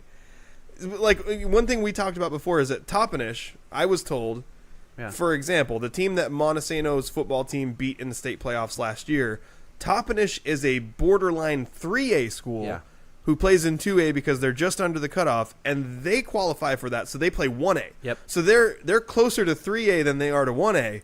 But they play 1A because of that rule. Exactly. So it would be fully reasonable for Aberdeen to play in the league with the other local teams. Hearing that they're that high up, Toppenish was, Aberdeen absolutely would. Yeah. And they offer everybody free lunch right now. So they don't have the numbers. So I wonder if like the Aberdeen Booster Club or something could organize that, getting all the parents to I think it would be good if we get out we should try to get an official answer on this. Yes. Someone in administration to tell us, because I don't have a source inside of the school administration that could confirm this for me. So if we can get the get athletic director. Okay, so if we can get an official, we could do this, but we don't think we would be able to. Right. The athletic director goes to our church. So we should be able to I don't talk to anybody at figure church. you're kind of an in and out type guy. Yeah. Anyway, so sometimes I hold anchor for a few minutes, and that's true. about it. Yeah, that stalls you guys a little bit. Yeah. This is an excellent team, though. Again, it's tough to see that they are already dealing with another injury of one of their most talented players. I think Jake Bowers, one of their most talented players. I don't know the extent of the injury. Right. I just know that he wasn't able to play last night. Right. And you hear non-contact injury and you get really sad Well, anytime you hear that for a especially because football he has player. the injury history from last year, and it Right. sounds like it's a similar injury. Right. So I'm not sure. They have a ton of talent. They're big, they're strong, they're fast on the outside, which is why when they're playing a team like Hoquiam, who does have some talent on the outside, like even Hoquiam knew that they couldn't do much inside. Mm-hmm. So their whole game was predicated on keeping it on the perimeter, trying to give their athletes a chance to make some plays. But Aberdeen's got the athletes as well as the size. Right. And so that's why the game was lopsided, is because it was like, look, even though Hoquiam did a good job of playing to their strengths, Aberdeen is strong there too. So this is a really good Aberdeen team. And while I like to see more subs come in late in a game, I do understand putting your starting defense back on the field if the other team's first string drives down the field and gets to like the 10. Wish Monty had done that. Yeah, and exactly. So this happened, and it makes more sense though in a rivalry game though, right? Like if Monty was playing Elma and their starters drove down the field on the second string, do you think Jensen would be like, "All right, guys"? No, He wouldn't. I don't think so. See, but that's probably. But a the good idea thing. of that's probably a good the thing. idea of Elma driving down the field on Monty is just so far fetched. That's hard. Oh, to get even out of figure here! it out. You go away. Anyway, so that was my overall impression from the game. That was a joke, by the way. Yeah. Please, if you're from Elma and you listen to that, this happened in text this week. I'm sorry to cut you off, Daniel. I need everyone to take what I say as like ultimate D-bag, like I'm saying it like this. Like if I start to do like some kind of elitist thing, it's a joke. Okay. Most of the time. He's pretending, guys. Honest. 40% of the time, every time. So that's my takeaway. I think after you're done giving us like the breakdown of the Monty game, I think we should talk about next week, because I love that idea. It's hard to say that those aren't easily the two best teams in the county. And No, so, they are. Yeah. So they are. we need to talk about what we think is gonna happen next week, because that's the big time game for Grace Harbor bragging rights. So for Montesano, this was a big deal. They hosted Black Hills this past week. I've got a quick question before you get started. Sure. Why does it matter? Like, you called it a revenge game. Well, Black Hills beat them last year. Who cares? When you're not used to losing a lot of games, you have to get revenge against the team. revenge. We got beat by this. Daniel went over the course of 3 years. Montesano You can football count on one culture- hand the amount of teams that beat you. It's a revenge game when you beat those teams back. This is so ridiculous. This is hard for you because you're an Oregon Beaver. Revenge game. Oh, we got beat last year. Half of our players aren't even here anymore, but it's a revenge game. You're right. It's kind of a ridiculous thing to say. It's Especially kind of weird, right? If you consider, when I listen to N2 Media, by the way, if you follow N2 Media on Twitter, they do a pretty good like state football recap show. Right. And I listened to what they said about this Montesano Black Hills matchup, and it was something like Montesano has won 8 out of the last 10 matchups against 2A teams. Oh, wow. So when they play up, they typically win. So, like, yeah, it's a little ridiculous to call it a revenge game. Yeah. But last year, like, if you were on the Montesano side and we traveled to Tumwater to play Black Hills, nobody thought they were going to lose. Right. And then they got beat by 2 scores. Yep. And they played terribly. Score update. Oregon State is up 42-10 with 3 minutes left. I'd say they're going to win. I don't don't want to they're gonna jinx handle it. I don't want to jinx it. Although, can I say one more thing about Black Hills that I thought was really funny? Absolutely. I hate Black Hills. When they were down 44-0, their cheerleaders and their student section was so enthusiastic about everything they did that they were like, when there was, because Black Hills scored their only touchdown with something like 5 seconds left. Right. And when they scored that touchdown, somebody from the student section, because I was on the field and I heard them, said, "We still have time. We're still in this. Let's do this, guys." I thought that the amount of enthusiasm that their students and their cheerleaders showed throughout the entire course of a game in which they were getting mercy ruled was Right. pretty cool. Yeah. Not that I ever want to give Black Hills credit for anything. Right. I got to say, when Aberdeen brought their starters back in on a couple of goal line stands against Hoquiam's sideline, it was like this was the goal line try to get into the playoffs. Like, Hoquiam was so jacked Like up. get a touchdown? Trying to get a touchdown. Yeah. And That would have been good for my prediction because I predicted 35-7. Yeah. I can't remember what I predicted, but I remember lowballing it because I didn't want to get attacked in the streets by my Hoquiam brethren. Like, I had to lowball When it you a go to little bit. Hoquiam, are you concerned about being attacked in the streets? Only by rabid Grizzly fans who see my predictions. I gotta say, we were getting flack on both sides, Yeah. by the way, because Aiden, if you're still watching, Aiden was very upset. Well, he was upset that Ian only picked Aberdeen to win by 2 touchdowns. Exactly. Ian tried to pawn it off when we saw him after the game. Ian was like, "No, it was that guy." I was like, No, he "Dude, did not. He did. He did that? Yeah, and That's BS, He man. fessed up to it. Okay. But oh man, I thought Aiden was gonna attack me. I mean, Aiden, Rob, and I picked the biggest blowouts, so you should be most happy with us. Right. All right, let's get to the Monty game. I don't So remember hear my about this. predictions, but I'm pretty sure I was trying to Price is Right, strategize rather than actually predict. So technically, your criticism of this being a revenge game is very fair. Okay, gotcha. But I was just like, curious about essentially, you beat us last year. We came back and beat you this year. Okay, gotcha. And Black Hills, what I knew about them from last year was that they had 2 backs. Like one guy in particular that was something like 6'5", 220, and just fast, a Right. beast. He was really good. He ran all over Monty. He graduated. Their other main ball carrier graduated. But they had a returning quarterback and a receiver who was really good. So I thought, okay, well, I have a lot of confidence in Montesano's defense. And I do also believe that their offense can put some points on the board. But, you know, I've told you that I've had some concerns about this team. Like, you know, the left side of the line is very inexperienced. I'm not saying they're bad, but they don't have much varsity experience at all. Snaps have been a little iffy. And during the Jamboree, penalty flags were flying like crazy. So, like, I went into this game with a little bit of apprehension that I'm not saying Black Hills is champions, but I think this should be competitive. And their Black Hills' best receiver didn't play. I don't know the reason, whether he was hurt or ineligible for something, but he didn't play.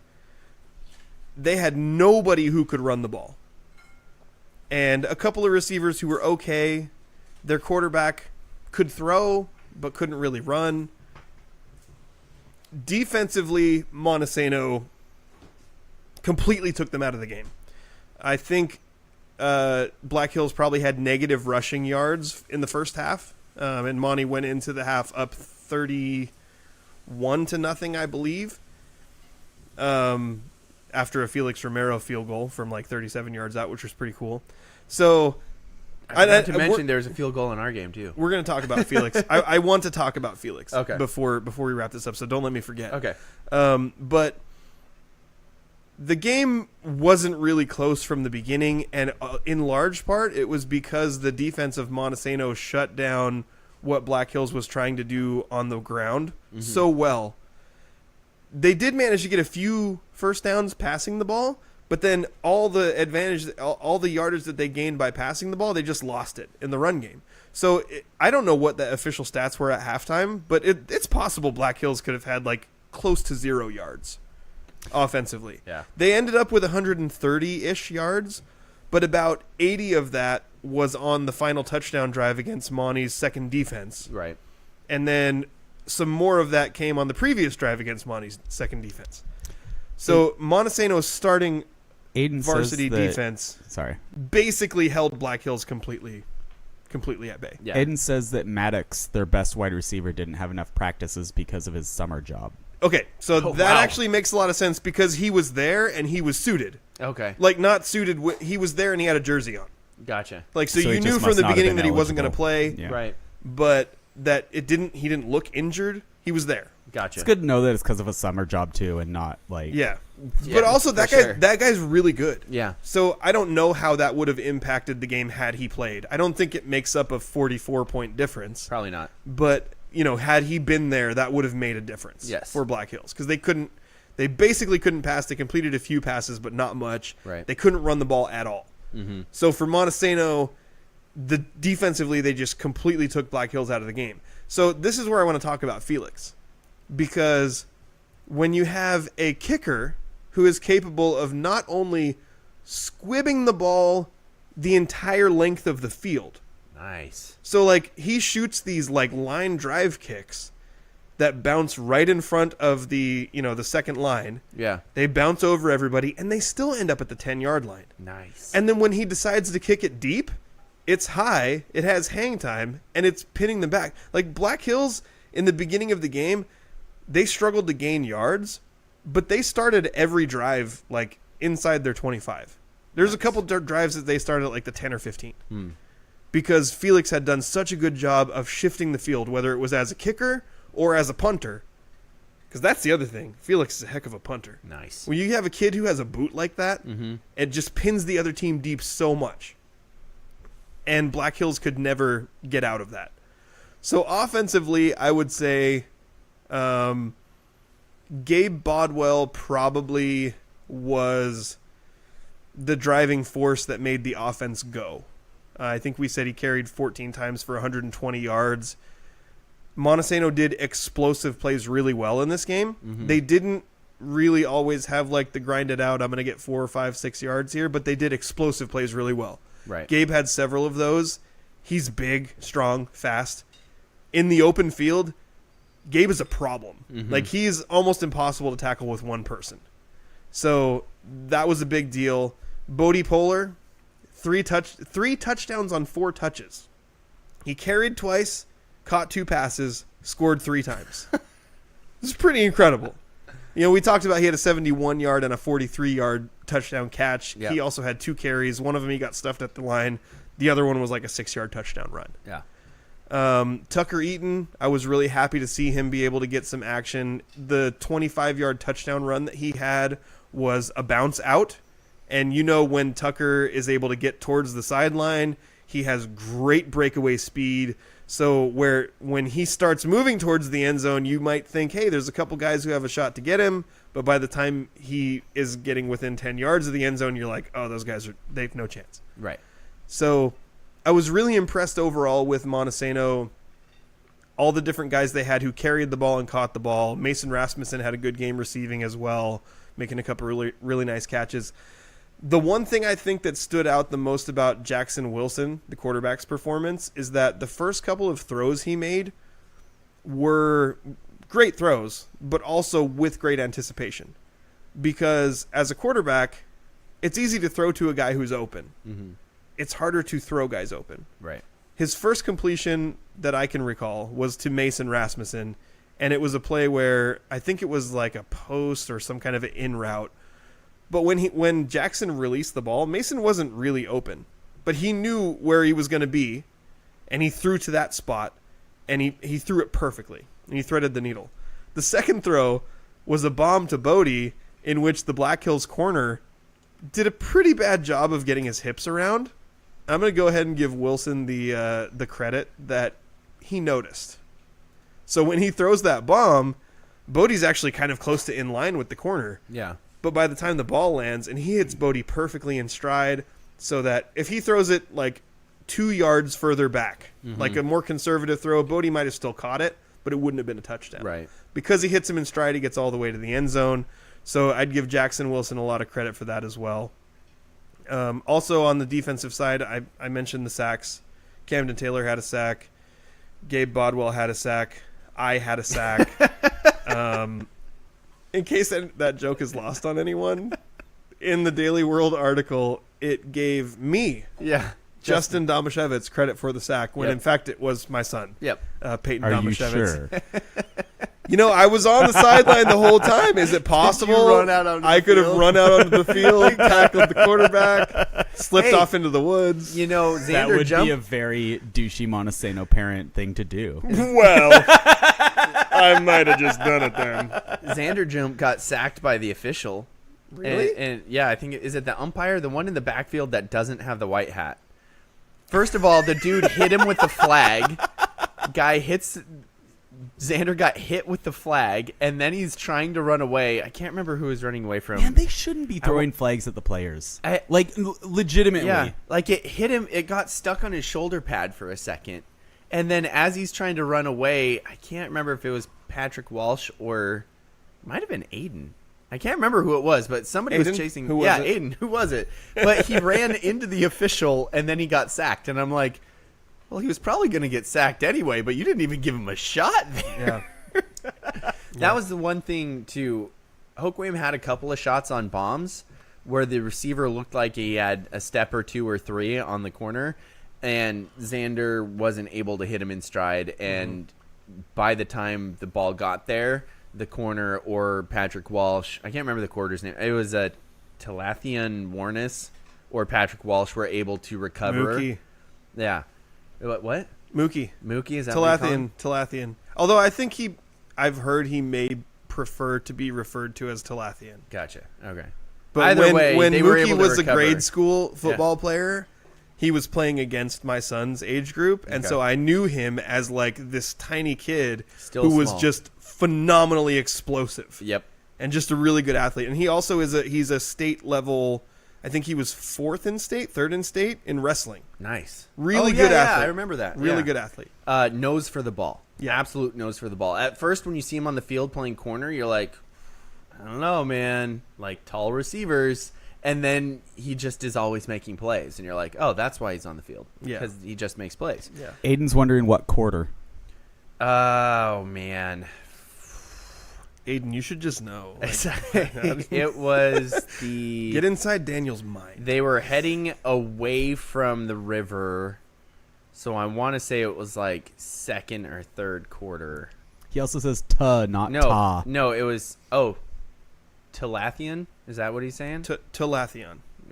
And I said, anyway. Ta. Anyway, so actually, no, it might have been 4th quarter because if it was heading away from the river. Anyway, I can't remember exactly. I just remember it was funny because the official hit him with the flag. If Aiden's still there, is it okay if we call him Mookie? Or would he prefer Talathian? It's Talathian. Talathian. Okay. There it is. Thank you, Micah. We got multiple. I love this. This is a good show for attendance, and I feel like I don't know. I'm kind of feel like I'm slipping. I'm all nervous that we have people watching. Actually, Normally, Daniel just assumes no one ever watches or listens. Exactly. So since Daniel went right back to the game that he was at with I know, I'm Aberdeen, sorry, I'm with sorry. Aiden and Micah. well, the I last do have one criticism or question for Okay. Aiden actually, since he's online. The field goal. you're going to criticize the one well, person who's watching the I'm show. maybe not criticize. Maybe you can explain it for me. Maybe the play clock was running down, but on the field goal that who's there? Edmund Brown hit. Edmund was still pacing backwards and measuring out his steps, and all of a sudden Aiden called for the ball, and Edmund wasn't even ready yet. And so Edmund was all like, "Oh shoot!" and ended up still like knocking through a line drive kick. But I don't know if the play clock was dropping down or what, but it looked really weird because the kicker, you know how they're like taking their measured steps back Yeah. and measured steps. He was still doing that when Aiden called for the ball. So I'm really curious, Aiden, what happened there. Oh, boy. I I don't see this ending well. As someone who's kicked before, I was like, "Oh no!" But he still made it. Did so you say as someone who's kicked before? yeah, Like in a game? yeah. You didn't know that? Bearcats? Yeah. Where was Jaden? He had Jaden retired. didn't play for like 2 or 3 years, Yeah. I didn't watch a lot of your games. Yeah, no. Especially after Jaden had left. Can you kick? No. Okay. Like you can hit an extra point? Oh, bro, come on. I can't hit an extra point consistently. My long was, well, I didn't do it in a game. So my long in practice was 35. So not quite Felix Romero good? No, definitely not. Not Edmund Brown has a bigger leg than Aiden me, says too. there were 3 seconds left on the play clock. They were going to get a penalty. That makes Boy, okay. you had a moment where you were like, you know what? Aiden's having a The day. kicker needs to I'm be gonna more go aware. gotcha on Aiden. He was like, you know what? I'm going to tear Aiden down because everything about Aiden has been positive so far. So I'm going to You bring know up a what? thing he did wrong. And then you know what Aiden did? He turned it around. He threw it in your face. He Dana did it just right. can't handle an Aberdeen guy being that good.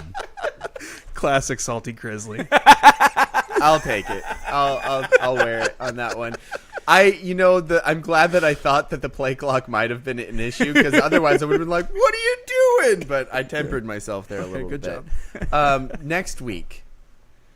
I have one Okay. parting shot on Monty's defense.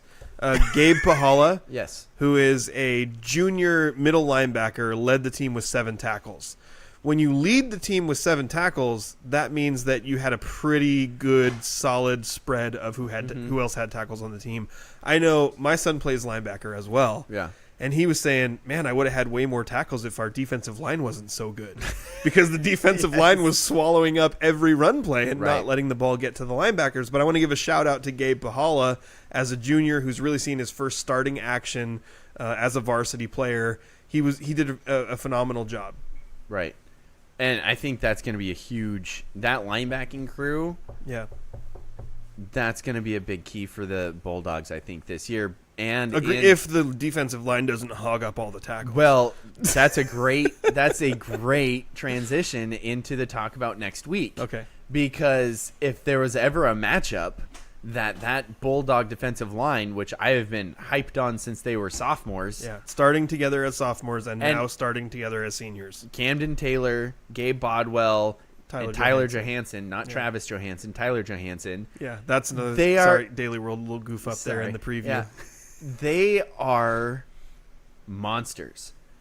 If there's a matchup that I want to see, it's those 3 guys against Baltazar, Brooks, Roarborn, and the offensive line. I know that Nolan Cook is also a good offensive lineman, so I can't remember who was starting on the other tackle for the Bobcats. I'm sure Aiden will let me know. But that's the matchup that I want to see. And so that's why I'm thinking, like, the linebackers of Montesano, they're going to have work to do, I think, next week, because the clash of the Titans is going to be that offensive line versus that defensive line, and I am so stinking excited to see that matchup. Well, Jaden Gladson.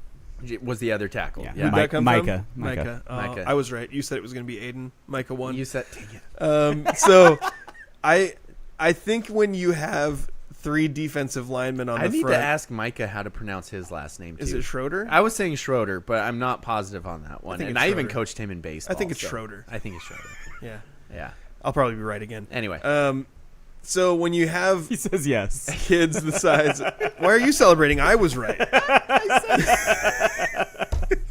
It's just like I took that sack from Peyton, and then I took the other half sack. I just took picked my it up credit. off the So right. I think Peyton's when you gonna have, sack you if you keep on celebrating. I can that still sack. take him. I can still take him. I've seen your son. Don't shake your head at me. He thinks he's so tough.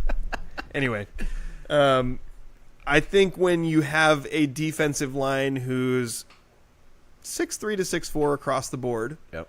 none of them slender, No.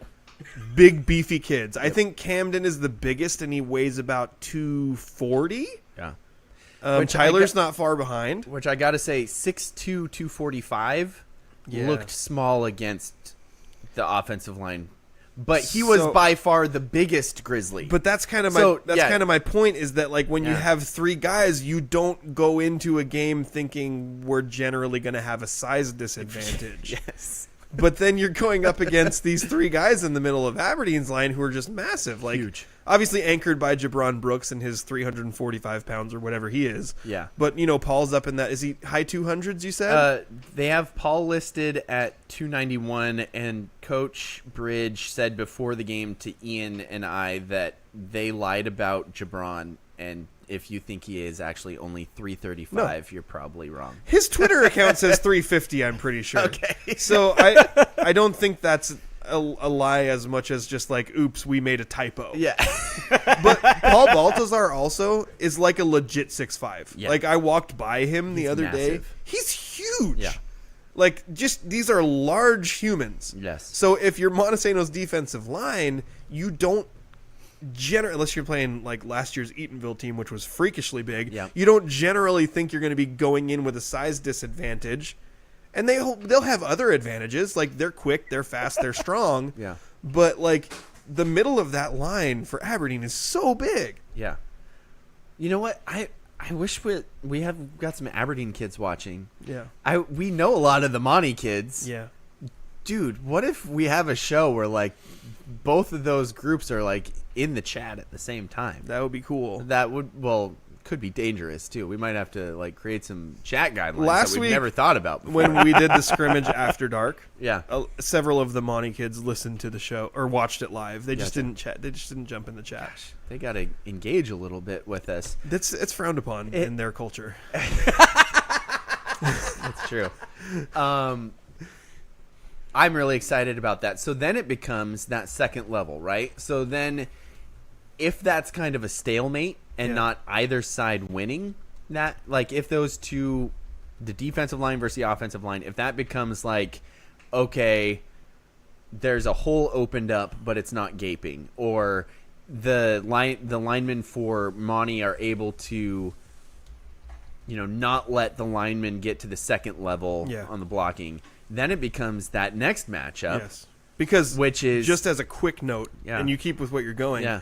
Black Hills doubled 2 of Monty's defensive linemen on virtually every play. Yeah. So anyway, carry on. So then it becomes the matchup of the second level, right? Yeah. Then you have Aiden Watkins against the linebackers. It could be a one-on-one tackle a lot. And yet it could also, instead of like a big hole and he's got room to make some moves, it could be a small hole and then it's just, okay, who's falling forward? Yeah. Against a linebacker, and that's a tough one really, too, because like Aiden's Marcus not Hale. huge, but he doesn't go down easy. Exactly. He runs big. Yeah. Like he's only 170, and I know only 170. I mean, that's not small. On something like 5'10", 5'11", like somewhere in that range. He's listed at 5'11", 170. But then you also got Marcus. Did Marcus grow? They have Marcus Hale. Well, he's listed probably at, like 16. So yeah, I'm gonna say he they grew. have him listed at 6 foot, and he was not 6 foot when I coached him in baseball last summer. So I don't know if he grew, but they have him at 190. Here's the and thing that's about probably teenagers. accurate. Is They grow. Yeah, that's true. Luke Martin has definitely proven that. They to be never the stop case. eating and they grow. Yeah, it's crazy. So Marcus Hale's another big kid. Yeah.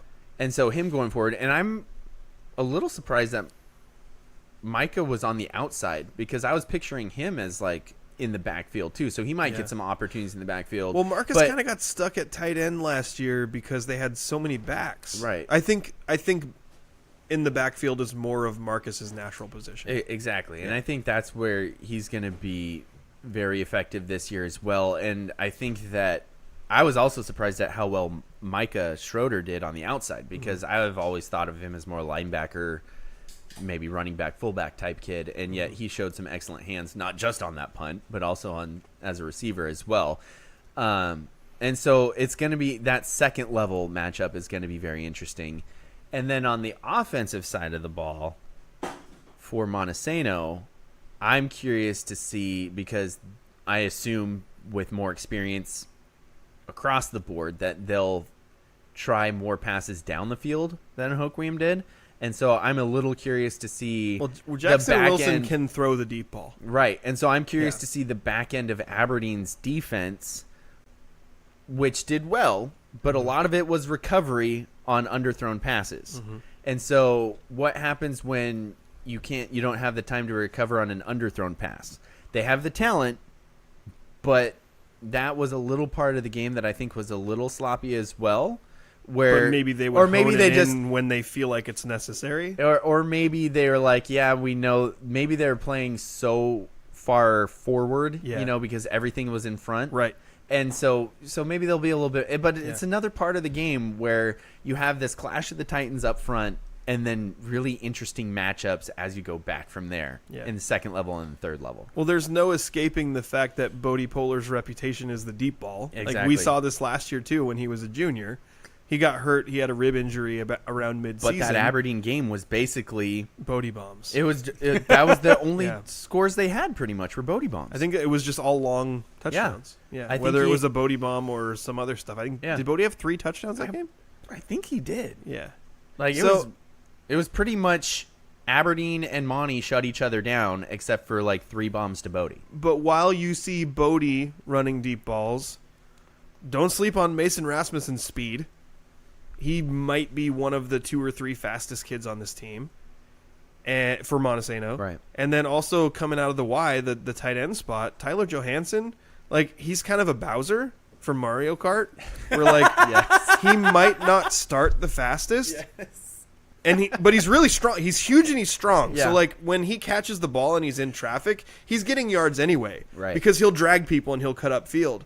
But if he gets loose in the open field for like a seam route or something from the tight end spot, he can move. Right. So like there's multiple kids in the passing attack for Montesano that could also potentially exploit deep passes. Right. And then that's another thing where like you didn't see too much of the secondary because again Hoquiam was just completely overwhelmed, so they didn't get into much of the. Well, their passing leading besides receiver swing was passes. their running back. That's true, and so it was a lot of rally to the football for Aberdeen. Yeah, and Dominic Stansteffer, I think, by the way, is going to have a pretty good year. Mm-hmm. He showed some explosiveness at some points, and I think he's gonna have a good year for Hoquiam. Adonis Hammond, I think, is going to be another person that could play a key role as a sophomore. So I mean, there's some spots with that Aberdeen team where you're like, there's a couple of key positions here, and we saw it in the first game where like, okay, that young player is put into that position and he's doing really well. Yeah. But you got to remember, they are young players, and every now and then there's mistakes that are made, as you see on every football team that has to lean on young players. So it's going to be really interesting. By the end of the year, those young players aren't young anymore. Yeah. So, game 7 and 8, it doesn't Anna's matter. throwing stuff over there. It doesn't matter your grade. It just matters, how many games you've played. So, but at the beginning of the year, it's going to be interesting because next week's going to be awesome. That's going to be a game which is won in the trenches. Which the trenches are going to be it's going to be a bloodfest. And like what it's I'm gonna be most crazy. concerned about from the Montesano side is that that one side of the line is inexperienced. Again, I will reiterate, I'm not saying these kids are bad. Right. But you have But as I was just mentioning with some you, of the Aberdeen's young players. Right. You it's have a not guard the age. tackle for Monty on one side that started varsity all year last year and they're rock solid. Right. And then you have three-fifths of an offensive line who are all going to be starting against a high-quality defensive unit for Aberdeen without a ton of experience. So, as a Monty guy, I'm hoping, like, hey, those kids are going to achieve to the highest of their potential, and they're going to have their chance to shine. Right. It's just concerning whenever you have a lack of experience over there. Yeah.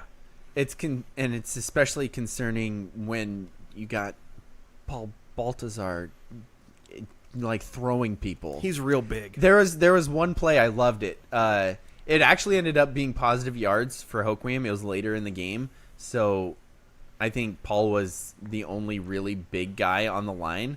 But Xander took the shotgun snap at quarterback, and literally watched Paul like throw one of his linemen away and take a step one direction, and Xander was like, "Okay, I'm going the other direction." Like that literally looked like his game plan was like, wait for him to blow up my line and then decide which direction he's going, and then I'll run the opposite way. And I was like, yeah, what? I don't know what else you could do there. Yeah. But it's going to be fun. It's going to be really fun. Looking forward to it. Yeah. So I know we don't have an actual commercial. Yeah. But we need to run through the athlete of the weeks, but I need a break for completely normal reasons. Okay, so I'll talk about our new sponsor, Spivey Realty Group, who is awesomely our new sponsor of our Athlete of the Week segment, and we are so excited and so thankful that they are helping us because, again, as Justin mentioned earlier in his sponsor spotlight, is that what he called it? No, sponsors. I don't know. Sponsor segment? Yeah, I can't think that's remember. what it Anyway, said. It was less creative. I like sponsor spotlight. when people sponsor us, they're not really sponsoring us. They're sponsoring local athletes, because that is what we are here to do.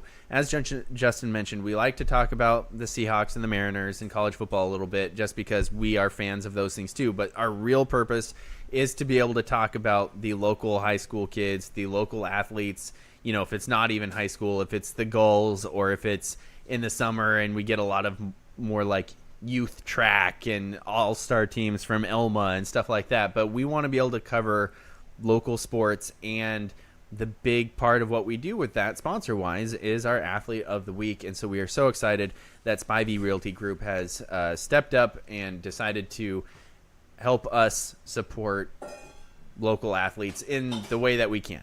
We don't have the ability with what we do to coach. I'm sure all three of us have coached in the past in different capacities, but we're not in a point where we can coach right now, but we can cover local sports. And because of that, we needed some help, and Spivey Realty Group stepped up and helps us support local athletes. So we are so grateful for their support in that. And so with that, Justin, we've got a long list of nominations. I don't think this is actually a nomination from Aiden, but he says, this is late, I know, but he wanted to mention that Patty Walsh had 9 tackles and 3 tackles for loss. Patty? 3 tackles for loss? Yeah. Yeah. Dude. That's a big deal. And he folded a couple people. That's Daniel's new word. FR? For real. No cap. No cap. Straight facts? Straight facts. That's Gucci, bro. Just, oh my gosh. Aiden's cringing. Just, yeah, he is. Just demolished a couple people. So, yeah, look out for him in this year. He's going to be hard to handle. Definitely a problem. Thank you, Andrew. That's actually the word that I was thinking of. He's a problem. He's 6'3", 185 now, and he was smoking people. So let's run through our Athlete of the Week candidates, because we have a lot. Right, yes. So there's the obvious Myrtle Street Rivalry Game, Aiden Watkins, who scored 4 touchdowns and 110 rushing yards and also a fake interception. He also had lots of punt return yards. And played well on defense. An unknowable amount of punt return yards. But a lot. Yeah. Also, we have Bodie Bombs Polar. Yep. Who had 4 touches. 3 of them went for touchdowns, including a 71-yard bomb and a 43-yard bomb. Yep. We also have Jackson Wilson from Montesano, which, we talked about what his passing stats were. He only threw 9 times, and he had something like 160-plus yards. 2 touchdowns in the air and 1 on the ground. Right. From RSB football, Farrell Johnson with 205 rushing yards and 3 touchdowns, which is huge, and might be Athlete of the Week if they had won. Yes. Ethan Camus for Elma football, who caught 2 touchdown passes, including the game winner in overtime over Centralia. And I think we need to at least throw out there Carter Studer, because he threw 2 touchdown passes, both to Ethan Camus, including the winner, and he had 275 passing yards for Elma. And then shout out to the East County schools taking down Evergreen 2A schools, by the way. Yeah. So JB Fabian for the Gulls Premier U15 boys team, having 2 goals in that 3-2 victory that they had.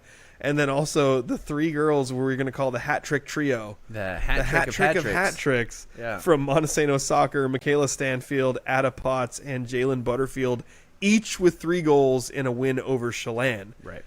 So there are a buttload of candidates here. But I think there's kind of one who has the escalators to stand above the rest. Yeah. So let's start with your thoughts. So you put me in an odd position here. You want me to go first? Because no, I don't want you to go first. Oh, okay. I just say that you're putting me in an odd position because, as you mentioned, I show my grizzly sometimes. Salty grizzly. Sometimes. And Justin's always unbiased. Yeah. I've never been biased.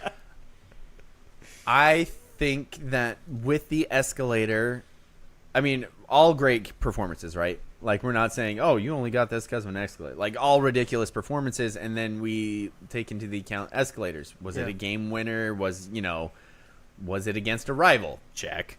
Mm-hmm. And that's a big one. And so, opening day, rivalry game, oldest rivalry in the state. That's another one. I got to go with the guy with 4 touchdowns.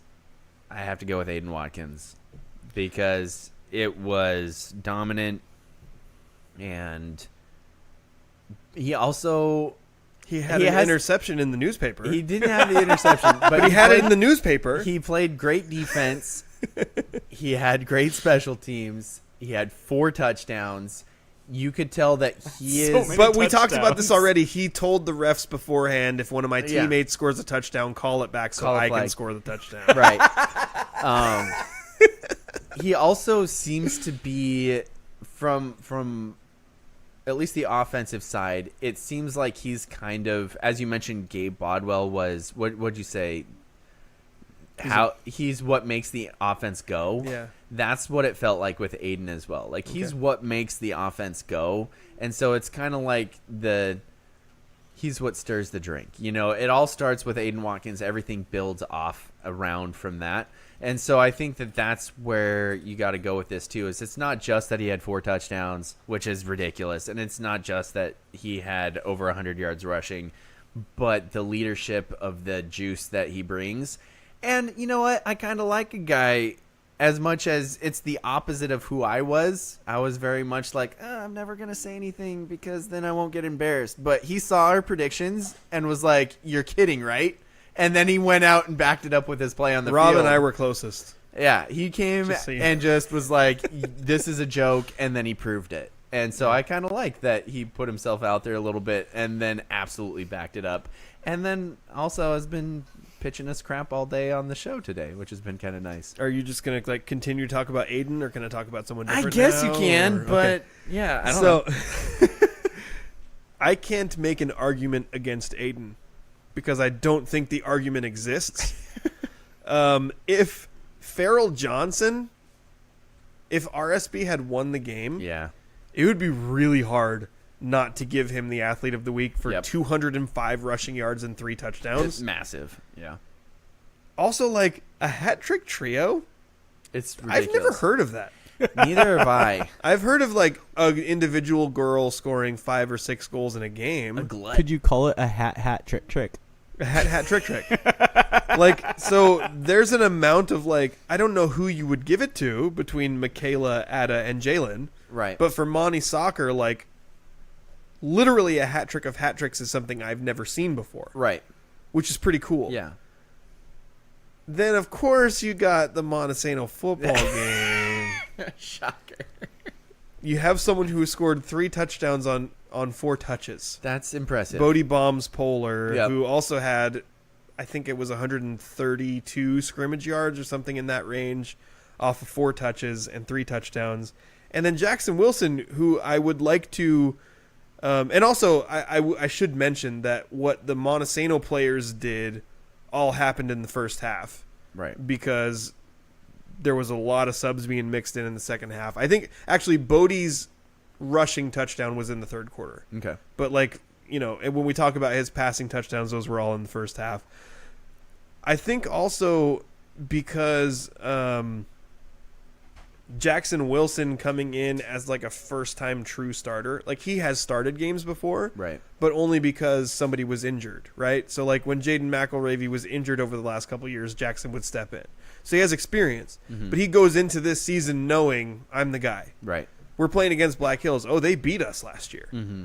He comes out, he sets the tone for the offense by making 2 absolutely phenomenal throws.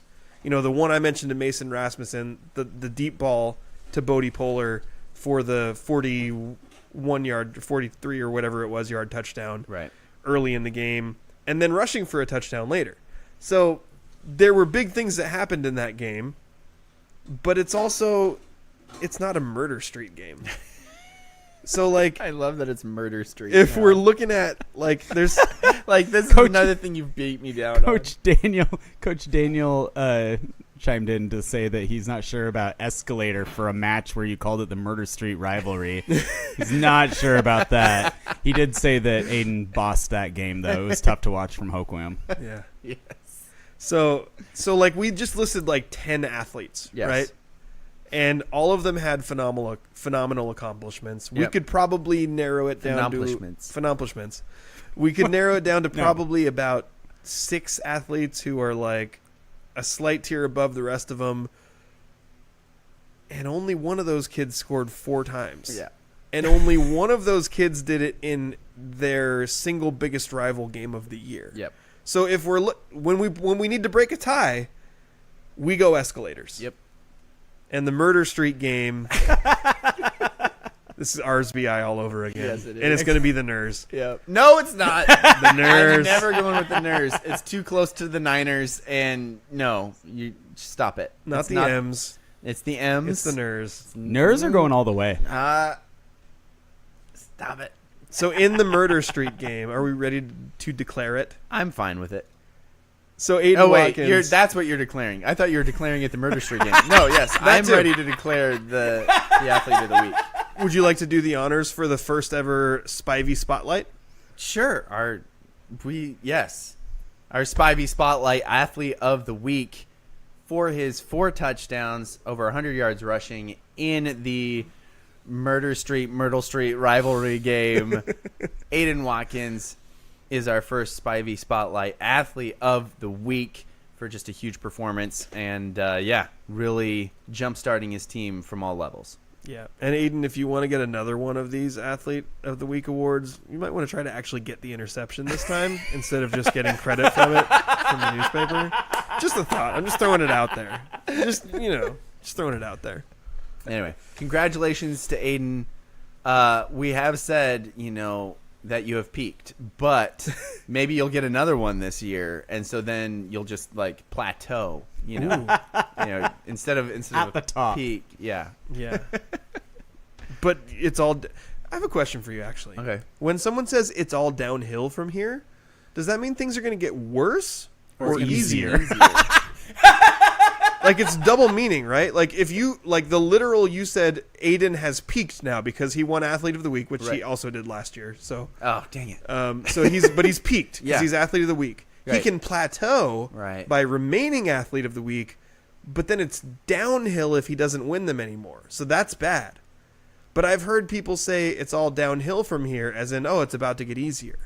I think it could be both things. It's Wow. easier to be bad. Having just done some hiking over this last week, I know. Hiking is stupid. I did hiking. You're the one who invented hiking is dumb because there's all these great places you can drive to now. Have you ever heard of cars? I did say those things. Quote. Yeah, I said those exact things. Yeah. We did hiking, and I walked a lot, and it was easier going downhill. Although it did still hurt. I'll tell my you knees. what. Yeah, I was going to say knees when you get to, our age, which Yeah. you're not as old as me, but I'm going to lump you in with me anyway. close enough. Knees going downhill is an issue. It sucks. Yeah. A slight uphill is what I always preferred. Like really slight uphill. All right, I think we need to cap the show. We're old. We're old. I don't want to admit any more things about me hiking and how much I enjoyed it. Well, then let's just go ahead and put a pin in the balloon of this episode by thanking our sponsors, the Law Office of Jeffrey A. Domashevitz and the Spivey Realty Group, the sponsor of our Spivey Spotlight Athlete of the Week. Right. For my co-host, Daniel got married 7 years ago today. Hargrove. Dedication. I'm recording a show. My Wow. wife might kill me. Bad she job won't. by you. But she might. But she won't. But she might. But she might. And my co-host, Justin, just pretending to be a douchey money parent, Domashevitz. And our trusty producer, Andrew, didn't really know anything about his alma mater's football team. Gross. Go Cougs. Yeah, go You've Cougs. been listening to the scrimmage. Yeah.